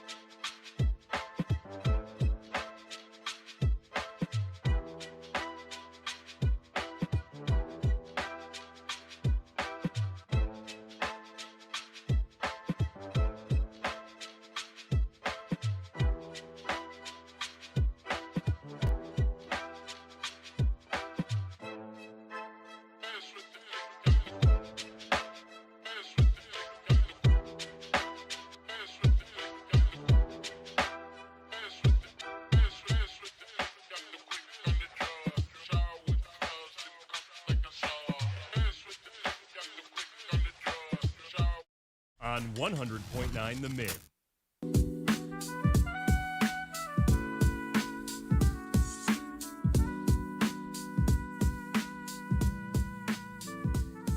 All right, we have 3 traditions to close out every single show. The first of which, we're trying to make a little bit of money in the month of May. I call it the lock of the day. Lock of the day. You better lock it up. No, you lock it up. You lock it up. Lock it up. Lock it up. All right, we did not hit on Friday, man. We were going for our record. I really thought we were going to pull it off and hit 5 in a row. We did not do that. Nope, you didn't. Still doing pretty good in May, though. Still good in May, and you won the week, which is pretty good. You're now 8-10 in the 18 weeks of 2026 so far. Man, 18 weeks of this year so far. That's kind of weird to think about. Creeps up on you. Which is, you would think that would mean your all-time record in the year is pretty good, but it's still not. About 12.5 units down in 2026, but you're 1.8 units up in May so far. You've been positive the entire month so far. 1.6, that's it? What's my record? 1.8. Oh, 1.8. Well, you did a lot of safe plays last week. Yeah. And one of them got canceled too, so you didn't have a chance to gain any more leverage there. Okay, today I'm going to the Pistons game. I'm not going, but that's where the lock of the day is heading. And he's going to Cleveland. I think there's actually a pretty good play today. Duncan Robinson, I think this is a cheat code. Over 11.5 points is about even odds, minus 114. So far in this series, he's scored 19, 17, and 15 points on 58% three-point shooting. Kyle, correct me if I'm wrong. I don't think that's by coincidence, though. I don't think he just happens to be shooting the ball well. I think he happens to be shooting the ball well because he's wide open, because Cleveland doesn't know how to cover any screens off ball. I love this bet. I wish I would have discovered this earlier on in the series, the way that they're defending him or the way that they're not defending him. It's got to be like a little bit of a discount this time, though, right? Like, I bet it wasn't this good of odds the first couple games. Because I assume their theory is he's just due to have a stinker game like he had in Game 7 against the Magic. Like, that's how these shooters are. They just have really bad games sometimes. Maybe, but that's my only thought. He's wide open in I'm with you. all these games. Yeah, I agree. So are you tailing or are you fading? I think I'm going to tail this today. I mean, that's been the plays that I've made throughout this series so far have all included Duncan Robinson. Doug Robinson 3 threes. I did Duncan Robinson 4 threes in Game 2. Cash money. I didn't do anything last game, but yeah, I like this play. I'm with you. I think there's a reason he's shooting well. He's wide open. And guys like James Harden and Donovan Mitchell are not really fighting their way through screens. Nope. So I like the play. That is our lock of the day. Lock of the day. You better lock it up. No, you lock it up. You lock it up. Lock it up. I will say, Lock it up. you had a play screaming right in front of your face. Pistons money line? Didn't you say you were taking Pistons money line? I'll do that too, but it's right there. Plus odds. Yeah, but you're so confident in it. Like, this could help you. This could really help you out. I'll bet that too individually, but I think the lock of the day, I wanted to go towards Duncan. Okay. I'm more confident in Duncan to score 12 Okay. than I am the Pistons to win today. Understandable. Game of the day. Game of the day. Exact same game. Pistons versus Cavs. It's not going to be the Thunders-Lakers series because that's 3-0. And it's at 10:30. And it's at 10:30, and there's like 5 baseball games on today. Could go NHL. This is my game of the day, though, and I can just tell you with confidence I'm not going to be watching any of these NHL games if there's basketball on. So my game of the day is quite simply the Pistons taking on the Cavs at 8 o'clock on NBC. Game of the day. You watched the Cup Finals, though, right? I'll watch the Stanley Cup Finals. Yeah. I'm not quite there yet, though. Yeah, I'm about the same way. I'll have it on the background if there's not another, like if the Tigers aren't playing. I have 2 TVs in the living room. Usually one of them's basketball and one of them's the Tigers. So there's just like, maybe today, since the Tigers have an off day, you know what? Maybe there will be some hockey consumed tonight. Yeah, but the only hockey game starts at the same time as the Pistons game. So I guess it'll still be have it on in the Yeah. background. Okay. I don't know how much I'll actually be watching of it, but it'll be on. I was doing something diabolical yesterday. So I started watching Marty Supreme this weekend. Finally. Still haven't watched it. But I fell asleep. What'd you think? I really enjoyed it. I really liked it. But I was finishing it on Sunday. So I had Marty Supreme on the big TV, and on my side TV, I was dual boxing Tigers and the Minnesota Spurs game. You were deep in your Bill Simmons bag. Yeah, I had the 3 things going, but I was really not even paying attention to the other 2 things because I was watching Marty Supreme. Great movie. And I liked it. I really enjoyed it. Man, that guy, Marty Supreme. He gets himself into some sticky situations. Couldn't get out of any sticky situation. I mean, he could get out of it, but he just was always finding himself in one. I was going to say that's actually like the thing he's best at is getting out of the sticky situation. I thought that movie was brilliant. I did too. I loved Chalamet. I thought it was really good. Chalamet was great. And now he's was enemy he number 1. Oscar worthy? Oscar worthy, maybe? I don't know, but he is enemy number 1 now. I do know that. He is. That's a good point. Yeah, kind of a bad time to watch the movie, if I'm being honest. Yeah, because now you're in on him. Yeah. No, he's got to be a bad guy. Yeah. He's got to be the enemy for anybody that lives in the state of Michigan once the Pistons move on to those conference finals. All right, that's our game of the day. Game of the day. I got 2 words for you. Steve Nash and Chris Paul. Must-see TV. Okay, last thing we have, what's Colin Cowherd going to open with on a jam-packed weekend? What's he leading his show with Monday? Fox Sports Radio, The Herd takes over our airwaves at noon. What's he going to talk about to open up the show? You might as well just give me a point. Might as well just give me a point right now. It's my turn to go first today. 56-54 is the lead. Colin didn't do his show Friday. I can't remember who did it, and they were talking about not even sports for the first 15 minutes of the show. It was like one of the weirdest things I'd ever seen. So Ben kind of got robbed out of a point on Friday. That's unfortunate for him. Yeah, and I got robbed out of the day games that have been happening with the Loons. And guess who's going to You're get gonna robbed get again robbed tomorrow, tomorrow. dude? I hate this. This is so unfair. It's just, I mean, it's crazy how it continues to fall on your day. I think there's a world, though, where you could get a point today because there is 2 options. My first one You is going just said to be, may as well give me a point yeah, because right now. but there's still a second option. I just think mine is much more likely. It's the Knicks, man. The Knicks swept. The Knicks are in the Eastern Conference Finals. It's their best chance of getting to the finals in a super long time. New York Knicks lead. Okay, then I'm going to go with the game last night. You know, Wemby gets kicked out and the Timberwolves even up the series. The Wemby ejection is definitely has a little bit to it because he could be upset about it and want to talk about it. And the Knicks game was over instantly. So, like, there's a world where that's the play. Yeah, I'm going to go with that. This series is great for basketball. Just don't kick Wemby out of the game. Something like that. I don't know. All right. That's going to do it for us on a Monday. Busy day. We'll be back Shortened show tomorrow. Shortened show tomorrow will be live at 9 o'clock. We've got a Loons game at 11, so we're going to end things at about 10:50. So we're chopping off 1 hour of the show tomorrow, probably going 90 minutes on the YouTube. So if you go to tune in the second half of the show tomorrow and it's not up, that is why. Thank you for throwing that reminder out, Kyle. All right, we'll talk to you tomorrow, recapping a Pistons game at 9 a.m. Subscribe on YouTube so you don't forget. Instagram, TikTok, wherever you do your socials, we're there. See you guys later. The Ben Bosscher